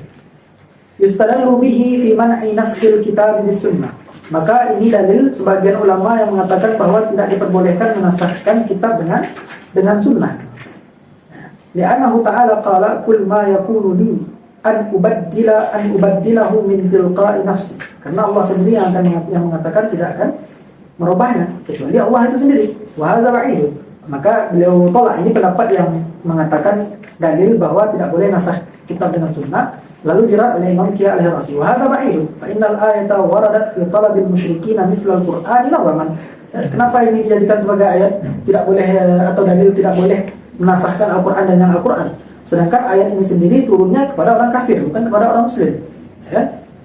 Ayat ini turun fi talabil musyrikin misla al-Qur'an, bahwa untuk menuntut kepada kaum musyrikin itu mendatangkan sesuatu yang semisal dengan Al-Qur'an. Walam yakunir rasulu alaihi salatu wassalam qadiran alaihi. Dan tentu saja tidak mungkin Rasulullah SAW untuk tidak sanggup untuk melakukan hal tersebut. Walam yas'aluhu tabdilal hukmi dunal lafzi, dan juga tidak meminta mereka untuk mengganti hukum bukan lafaznya. Wa li'anna allazi yaquluhu ar-rasulu alaihi salatu wassalam idza kana wahyan lam yakun min tilqa'i nafsihi bal kana min Allah ta'ala. Intinya adalah ikhtalafa ahlul ilmi fi naskhil kitab bi sunnati Rasulillah sallallahu alaihi wasallam ala qawli. Ini adalah masuk kepada hukum apakah diperbolehkan menasahkan Al-Qur'an dengan sunnah atau tidak. Maka ada dua pendapat. Al-qaulul awal qaul Syafi'i annahu la yajuzu naskhul kitab bi sunnah. Bahwa perkataan Imam Syafi'i sendiri mengatakan tidak diperbolehkan menasahkan Al-Qur'an dengan sunnah. Wa anna sunnata Rasulillah sallallahu alaihi wasallam la yansakhuha illa Rasulullah, dan bahwa sunnah pun tidak boleh dinasahkan kecuali dengan sunnah itu sendiri. Kalau ahdatsallahu li nabiyhi fi amrin sanna fihi ghairu ma sanna Rasulullah sallallahu alaihi wasallam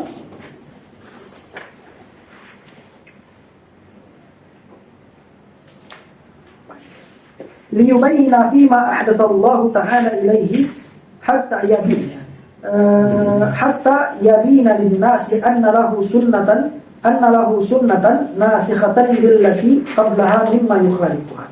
Dan kalau seandainya Allah Subhanahu wa ta'ala falau ahdatsallahu min nabiyhi fi amrin sanna fihi ghaira ma sanna Rasulullah sallallahu alaihi wasallam, dan kalau seandainya ahdatsallah membuat hukum baru Allah Subhanahu wa ta'ala untuk nabinya pada suatu perkara yang sudah Rasulullah lakukan perkara tersebut atau sudah beliau buat sunnahnya terhadap perkara tersebut, namun Allah jadikan hukum baru yang bukan yang dilakukan oleh Rasulullah sallallahu alaihi wasallam, maka itu adalah menunjukkan kepada manusia bahwa hukum tersebut sudah dinasakh oleh Allah Subhanahu wa taala.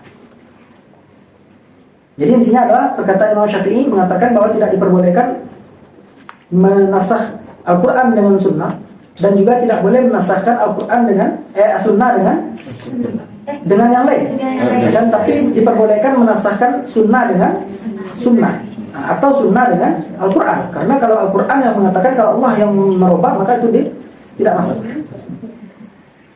Wastadallu ala dzalika bi adillatin katsiratin ahammuha, dan berpendapat mereka atas pendapat tersebut, atau Imam Syafi'i sendiri di sini berpendapat dengan dalil yang banyak, atau dalilnya berdalil dengan dalil yang banyak.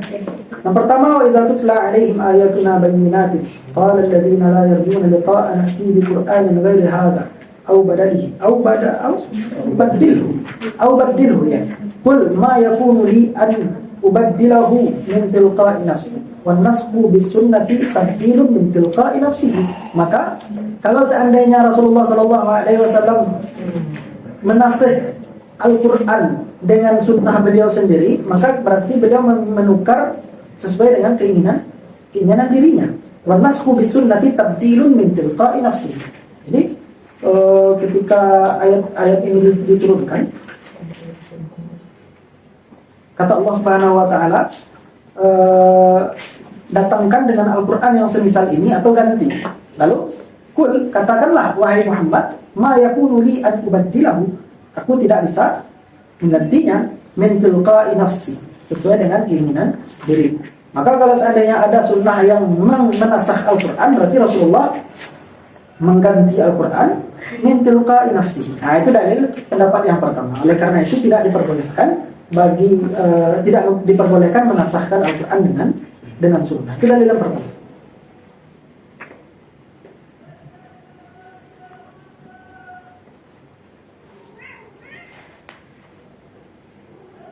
Yang kedua, qad yuhtaju lahu biqaulihi ta'ala wa anzalna ilaika dzikra litubayyana lin-nas, bahwa Rasulullah sallallahu alaihi wasallam itu adalah mubayyinun lima nazala ilaihim wan naskhu tabdilun.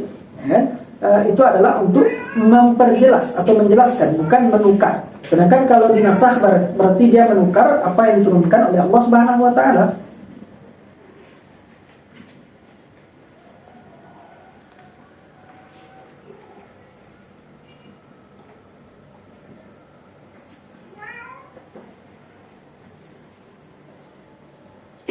Dan juga perkataan Allah Subhanahu wa taala selanjutnya wa la'allahum yatafakkarun, itu menunjukkan bahwa tafakkur itu hanya ada pada sesuatu yang mahkam, ya kan? Pada sesuatu yang ada hukumnya, yang sudah dijelaskan. Adapun kalau seandainya sudah dinasakh, maka itu menjadi tarikh katanya.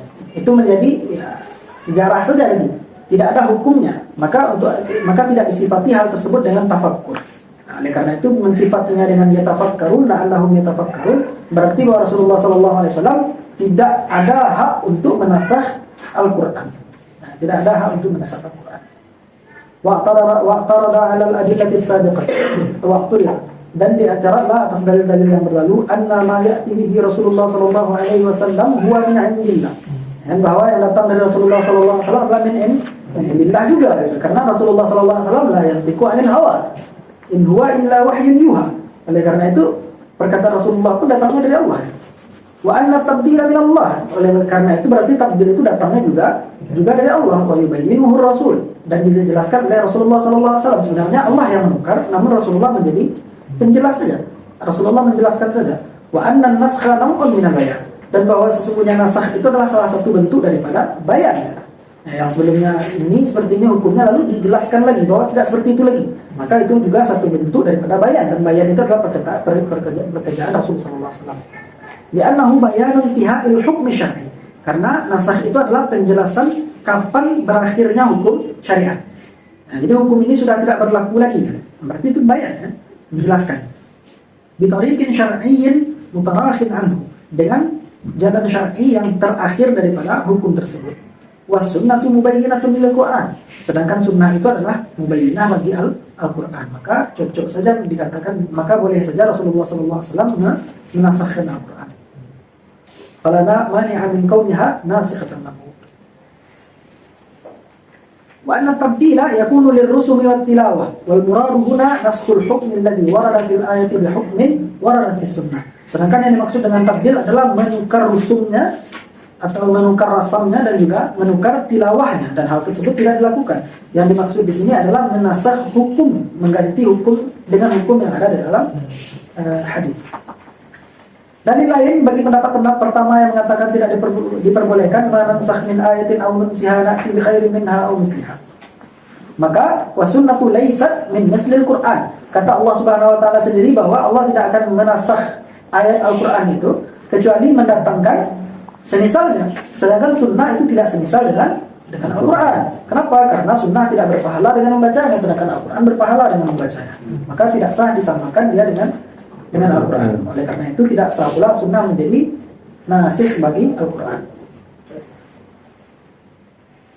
Nah, ini dalil yang tadi juga sebenarnya. Itu lagi bahwa Rasulullah sunnah itu sendiri adalah dari Tuhan. Dalilnya apa? Wa ma yantiqu 'anil hawa in huwa illa wahyun yuha. Ya, itulah. Al-qaul tsani jawazu naskhil kitab bi sunnah. Sedangkan pendapat yang kedua mengatakan boleh. Wa huwa qaulu aktsaril mutakallimin.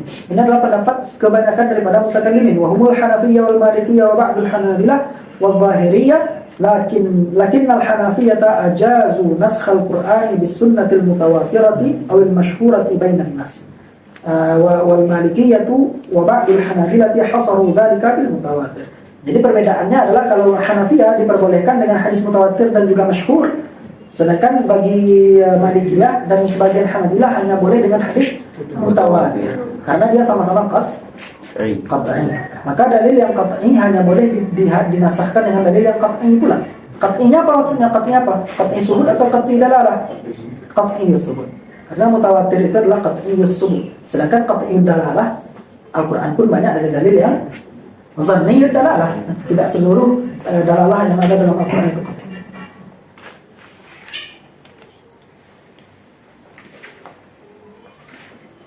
وذهب ابن حزم الظاهري إلى جواز نسخ القرآن بالمتواتر وخبر الآحاد. Bahkan Zahiri membolehkan dengan khabar ahad. Karena khabar al-ahad innahu qat'iyyun kal mutawatir. Karena khabar ahad di sisi Ibn Hazm itu adalah qat'i sebagaimana mutawatir. Ya, dalilnya katanya kan seperti hadis inna la wasiyata liwarisin, bahwa tidak boleh berwasiat bagi orang yang berwaris. Ya, kita tidak boleh beri wasiat untuk harta warisan itu untuk orang yang menerima warisan, maksudnya kita wasiatkan anak laki-laki sendiri, anak perempuan itu tidak boleh. Nasakhal ayatul wasiyati lil walidain. Ini menasahkan ayat wasiat lil walidain, karena ada kan ayat kutiba alaikum idza hadara ahadakumul mautu in taraka khairan lil wasiyatu lil walidain.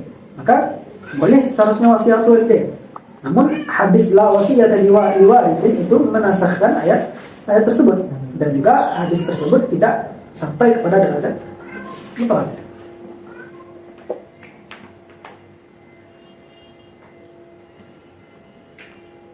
Lalu ditolak, wa yuraddu hadzal istidlal bi anna an-nasikha li wujubil wasiyati huwa ayatul miras.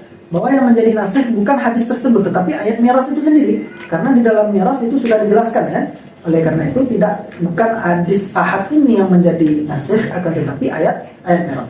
Maka tetaplah di sana berarti yang menasikhkan barang yang qat'i itu juga sesuatu yang qat'i pula. Yang kedua dari mereka yang mengatakan boleh dengan hadis ahad ini, innal ahadits as-sabitah bi rajmi az-zani al-muhsan nasakhat jild az-zani al-muhsan ats-thabit bi qoulihi ta'ala az-zaniyatu waz-zani fajlidu kulla wahidin minhuma mi'ata jaldah. Bahwa dalam ayat ini dikatakan bahwa orang yang berzina itu dijilid atau dicambuk dengan 100 kali cambukan. Namun hadis tentang orang yang muhsan yang mana hukumannya adalah dirajam itu menjadi nasikh untuk ayat ini, yang mana hadis tersebut ahad sedangkan ayat ini adalah qat'i. Wa yuraddu hadzal istidlal anna ayat ar-rajmi asy-syaikh wa asy-syaikhatu idza zanaya farjumuhuma al-batta hiya nasikhatu li ayatil jildi wa aw anna ahadits ar-rajmi hiya mukhassasatun lil ayati wa laysat min qabil nasikh. Bahwa yang menjadi nasakh adalah ayat tersebut. Ayat tersebut yang menasahkan az-zaniyatu waz-zani, asy-syaikhatu asy-syaikh wa asy-syaikhatu.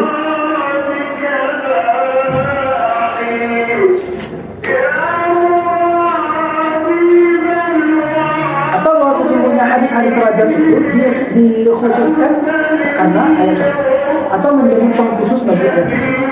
Jadi orang yang muhsan itu dikhususkan, bukan seluruh zani itu dijilid, akan tetapi orang yang muhsan itu dirajam.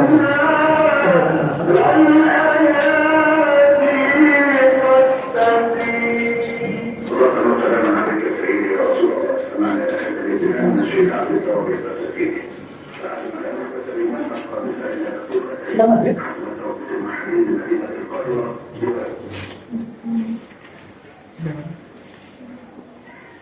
Dalil selanjutnya juga seperti demikian, kullu ajibu ma uhiya ilayya muharraman ala ta'atin yas'alu. Hal tersebut juga merupakan taksis dan bukan nasakh.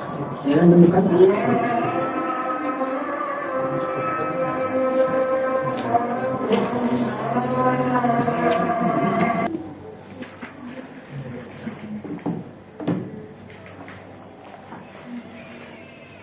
Lanjut atau cukup dulu ya? Mungkin untuk banin ya. Kalau banat kan ini tahdidan banat kan saja. Ya. Jadi mungkin kalau mau dilanjut ahlan, mungkin kalau banin, kalau untuk banin Banyak yang mau lagi kayaknya. Iya banyak deh. Kita mulai dari surat Hud nanti. Iya. Jadi mungkin karena banin kita mungkin dalam pertemuan ini nggak ada yang dibahas. Jadi mungkin takut ada yang agak jadi mungkin bisa duluan. Tadinya mau diliburin yang banin, soalnya kan nggak masuk. Iya, harusnya kan liburin ya. Batal berat mau lanjut apa udah? Lanjut ya. Apa bahas food gitu maksudnya?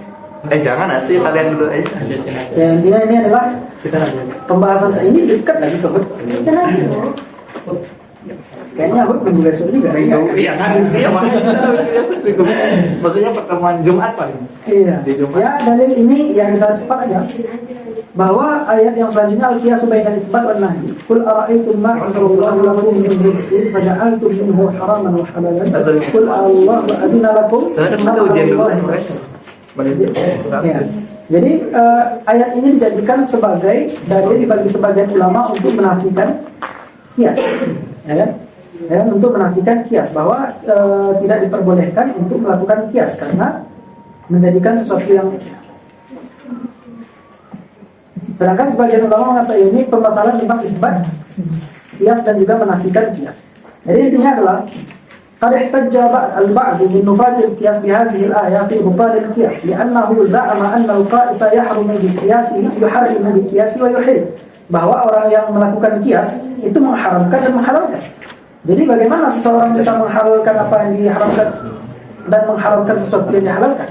Itu semuanya harus datang dari dalil. Selama tidak ada dalil maka tidak diperbolehkan untuk melakukan hal tersebut. Itu bagi orang yang mengatakan bahwa qiyas itu tidak diperbolehkan. Itu saja dijawab bahwa ini muncul dari kebodohan orang yang berkata dengan pendapat tersebut. Li'anal qiyasa dalilullah, ya kan? Kama anna hujjatal aqli dalilullah ta'ala wa kan nususi was sunani kullu hadhihi dalail. Maka seluruhnya adalah dalil Allah. Dalil-dalil lain yang digunakan oleh nafi qiyas adalah wa ma ataakumur rasulu fakhuduhu wa ma nahakum anhu fantahu. Sesuatu yang datang dari Rasulullah sallallahu alaihi wasallam maka ambil, sesuatu yang beliau larang maka berhenti. Oleh karena itu tidak diperbolehkan untuk melakukan qiyas apapun. Dan juga wa man lam yahkum bima anzalallahu fa ulaika humul fasiqun. Orang yang tidak menghukum dengan hukum Allah maka mereka adalah untuk orang-orang yang fasik. Maka qiyas itu adalah menghukum dengan selain daripada hukum Allah karena berasal dari ra'yun. Maka mereka berarti termasuk orang-orang yang fasik. Oleh karena itu mereka berdalil bahwa qiyas itu tidak diperbolehkan. Itulah intinya dalam permasalahan tersebut. Namun sebagian ahli ilmi berpendapat ila isbatil qiyas, bahwa qiyas itu adalah dalil. Ya, wa annal qiyasa aslun wa dalilun nasabahu syari', bahwa qiyas itu adalah dalil yang diangkat, yang dibuat oleh syariat. Liyastanbita minhu man huwa ahlul lil istinbat, supaya orang yang ahli untuk beristinbat atau menggali hukum itu bisa mengistinbat hukum dari qiyas tersebut, seperti Alkitab wa Sunnah, sama seperti Al-Quran dan juga Sunnah. Maka qiyas itu sama seperti Al-Quran dan Sunnah dalam kedudukannya, karena ada 4 dalil yang ini kan. Ya.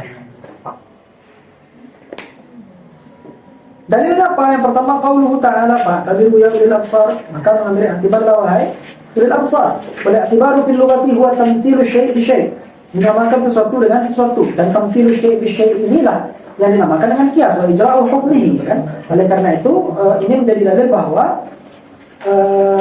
qiyas itu diperbolehkan atau dia musbat. Di antaranya juga dalilnya adalah ma farratna fil kitab min syai', bahwa kami tidak meninggalkan dalam Al-Quran itu apapun. Kami tidak meninggalkan apapun, berarti seluruhnya sudah terkandung di dalam Al-Quran. Maka tidak mungkin Al-Quran itu mencakup secara detail. Oleh karena itu diperbolehkanlah qiyas atau menyamakan suatu hukum yang tidak ada di dalam Al-Quran ataupun Sunnah dengan hukum yang ada di dalam Al-Quran dan Sunnah. Ya cukuplah itu dalil-dalilnya.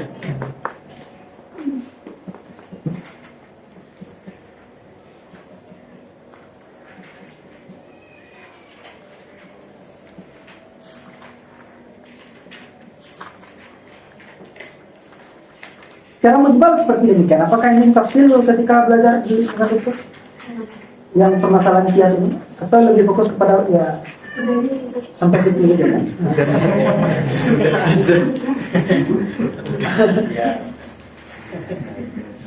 Lanjut fadlu salati fil masjid. Qauluhu ta'ala waj'alu buyutakum qiblatan. Fadilah salat di masjid. Kata Allah Subhanahu wa taala, dan jadikanlah rumah-rumah kamu sebagai. Qala Ibnu Abbas, kanu khaifina min al-qubur. Dan fa'amiru ay yaj'alu buyutahum qiblatan fayusallu fi buyutihim. Wa fihi dalilun ala anna as-salata fil masjid afdalu illa li'udhrin. Maka ketika itu ini dalam keadaan takut dari muncul ya awal-awal keislaman. Maka oleh karena itu mereka disuruh untuk sholat di rumah mereka sendiri. Dan pada hal tersebut menjadi dalil bahwa sesungguhnya sholat di dalam masjid itu sebenarnya lebih baik, kecuali ada uzur. Dan kecuali ada uzur. Ya karena itu nanti ketika ada uzur, ada azan yang mengatakan sallu fi rihalikum, ya kan? Jadinya misalnya ketika dalam hujan yang sangat lebat, maka di dalam azan nanti muazin mengatakan sallu fi rihalikum. Atau zaman corona kemarin di Makkah di Mesir ini rata-rata muazin mengatakan apa? Sallu fi rihalikum atau sallu fi buyutikum. Itu ketika ada hajah. Namun ketika tidak ada hajah, maka sholat di masjid itu jauh lebih bagus. Dan tentu saja salat di masjid dalam keadaan berjamaah itu lebih bagus lagi.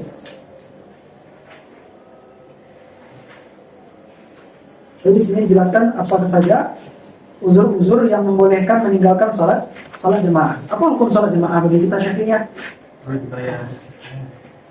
Ya, khilaf juga. Ada yang mengatakan sunnah muakkadah atau fardu kifayah. Nawawi sendiri mengatakan fardu kifayah, sedangkan Imam Syafi'i mengatakan sunnah muakkadah. Maka kalau seandainya dia fardu kifayah, Apa saja hal-hal yang boleh untuk meninggalkan salat berjamaah. Apa saja uzur-uzurnya? Pertama, al-adzabul am, al-matar syadid, والريح الشديدة والبرد الشديد والوحل الشديد والظلمة الشديدة. Intinya adalah bencana alam, ya. Sesuatu yang tidak menghalangi kita untuk pergi ke masjid. Dalilnya apa? La yukallifullahu nafsan illa wus'aha. La yukallifullahu nafsan illa wus'aha. Allah tidak mentaklif akan manusia itu kecuali apa yang dia mampu. Fattaqullaha mastata'tum. Bertakwalah kepada Allah sekadar kemampuan kamu. Amma sunnatu fa minha ma rawahu al-Bukhari. Karena Nabi sallallahu alaihi wasallam ya'muru al-mu'adhdhinu idza kanat lailatan zata bardin wa matarin yaqulu ala sallu fi rihalikum. Dan ala sallu fi rihalikum. Asanian al-a'dzarul khassah. Yang pertama adalah marad. Uzur-uzur khassah yang tidak mencakup seluruh muslimin tapi mencakup sebahagiannya perorangan. Yang pertama sakit. Maka itu diperbolehkan untuk tidak berjamaah. Yang kedua al-khauf. Intinya takut, ya, ada sesuatu yang menghalangi lah intinya untuk tidak bisa pergi kepada salat berjamaah. Yang ketiga huduru ta'amin muhtajin ilaihi. Intinya ketika ada makanan yang dia sangat butuh, artinya dia sudah kelaparan. Kalau seandainya dia tidak makan itu nggak akan khusyuk, kan? Otaknya udah makan aja. Maka ketika itu dia dibolehkan untuk makan, untuk meninggalkan berjamaah. Nah, dan dia makan dulu sekadar sesuatu yang menegakkan punggungnya. Bukan berarti dia makan ya makan enak juga, enggak. Sekadar sesuatu yang melepaskan dahaganya saja. Yang keempat, mudafa'atul akhbathin. Hadza udhrun akharun fi tarki salatil jamaah. Dalilu dzalika hadits Aisyah mutaqaddim. Menolak sesuatu yang kotor. Mudafatul akhbath mana hadis Aisyah radhiyallahu anha.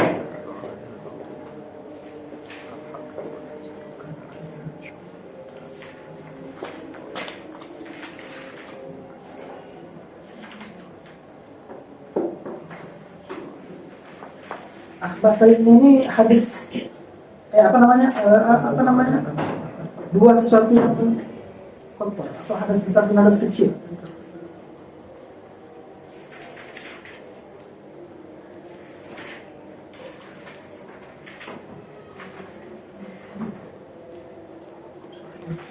Ada yang bertemu hadis Aisyah?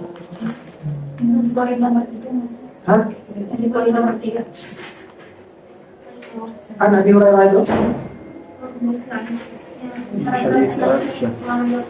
ما أخرجه مسلم في هذه من حديث عائشة رضي الله عنها أن النبي صلى الله عليه وسلم لا صلاة بحضرة طعام ولا هو يدافع عنها. Ya, akhbatan itu yaitu menolak dua hadas kecil ataupun hadas besar. Maka ketika seseorang sudah merasakan hadas tersebut, maka dia buang dulu hajatnya. Ya, dia merasakan ingin buang air kecil ataupun buang air besar, maka ketika itu dia diperbolehkan untuk meninggalkan berjamaah supaya apa? Supaya dia bisa menolak dua hadas tersebut. Ya kan? Hadas besar ataupun hadas kecil. Namun ini banyak juga yang salah paham bahwa makruh salat ketika kita menahan hadas. Lalu ada orang mengatakan bahwa menahan hadas itu kalau dia sedang sholat lalu terasa lalu dibatalkan. Tidak, bukan seperti itu. Yang dimakruhkan itu adalah memulai dengan kita menahannya. Jadi sebelum kita mulai sholat kita sudah terasa ingin buang air kecil atau buang air besar, namun kita lanjutkan untuk sholat. Maka ketika itu baru dia makruh. Namun jika tidak, kita aman-aman saja. Lalu ketika sudah sedang dalam sholat terasa, maka apakah kita boleh membatalkan sholat karena hal tersebut? Boleh nggak? Tidak diperbolehkan. Membatalkan salat itu hanya diperbolehkan ketika misalnya nyawa terancam atau ketika Rasulullah SAW yang memanggil. Maka ketika itu baru boleh dibatalkan salat fardu. Selama tidak, maka tidak diperbolehkan untuk membatalkan salat fardu. Jadi kemakruhan itu ada ketika sebelum memulai salat lalu kita merasakan hajat tersebut. Jadi untuk membuang hajat tersebut itu diperbolehkan juga untuk meninggalkan berjamaah. Yang kelima, aklu ma lahu raihatun karihatun. Memakan sesuatu yang berbau tidak enak dicium. Maka ketika itu dia diperbolehkan untuk tidak pergi ke masjid untuk salat berjamaah. Akan tetapi tunggu sampai baunya hilang. Ya, kalau zaman sekarang mungkin bisa dengan menggosok gigi atau segala macam. Yang keenam, ayakuna ala safarin wa yakhafu fawatar rufq. Bahwa dia dalam keadaan safar lalu dia takut untuk ditinggalkan dari rombongan. maka ketika itu dia diperbolehkan untuk tidak melakukan sholat berjamaah. Ya ini sering juga, misalnya kita di bandara kan, kalau sholat berjamaah takutnya nanti ini gitu kan, karena cemas saja sebenarnya masih lama kan, lalu melakukan sholat sendiri-sendiri. Wallahu ta'ala a'lam. Selanjutnya kita akan masuk ke surat. Alhamdulillah. Ini masuk intinya kata yang bandingnya.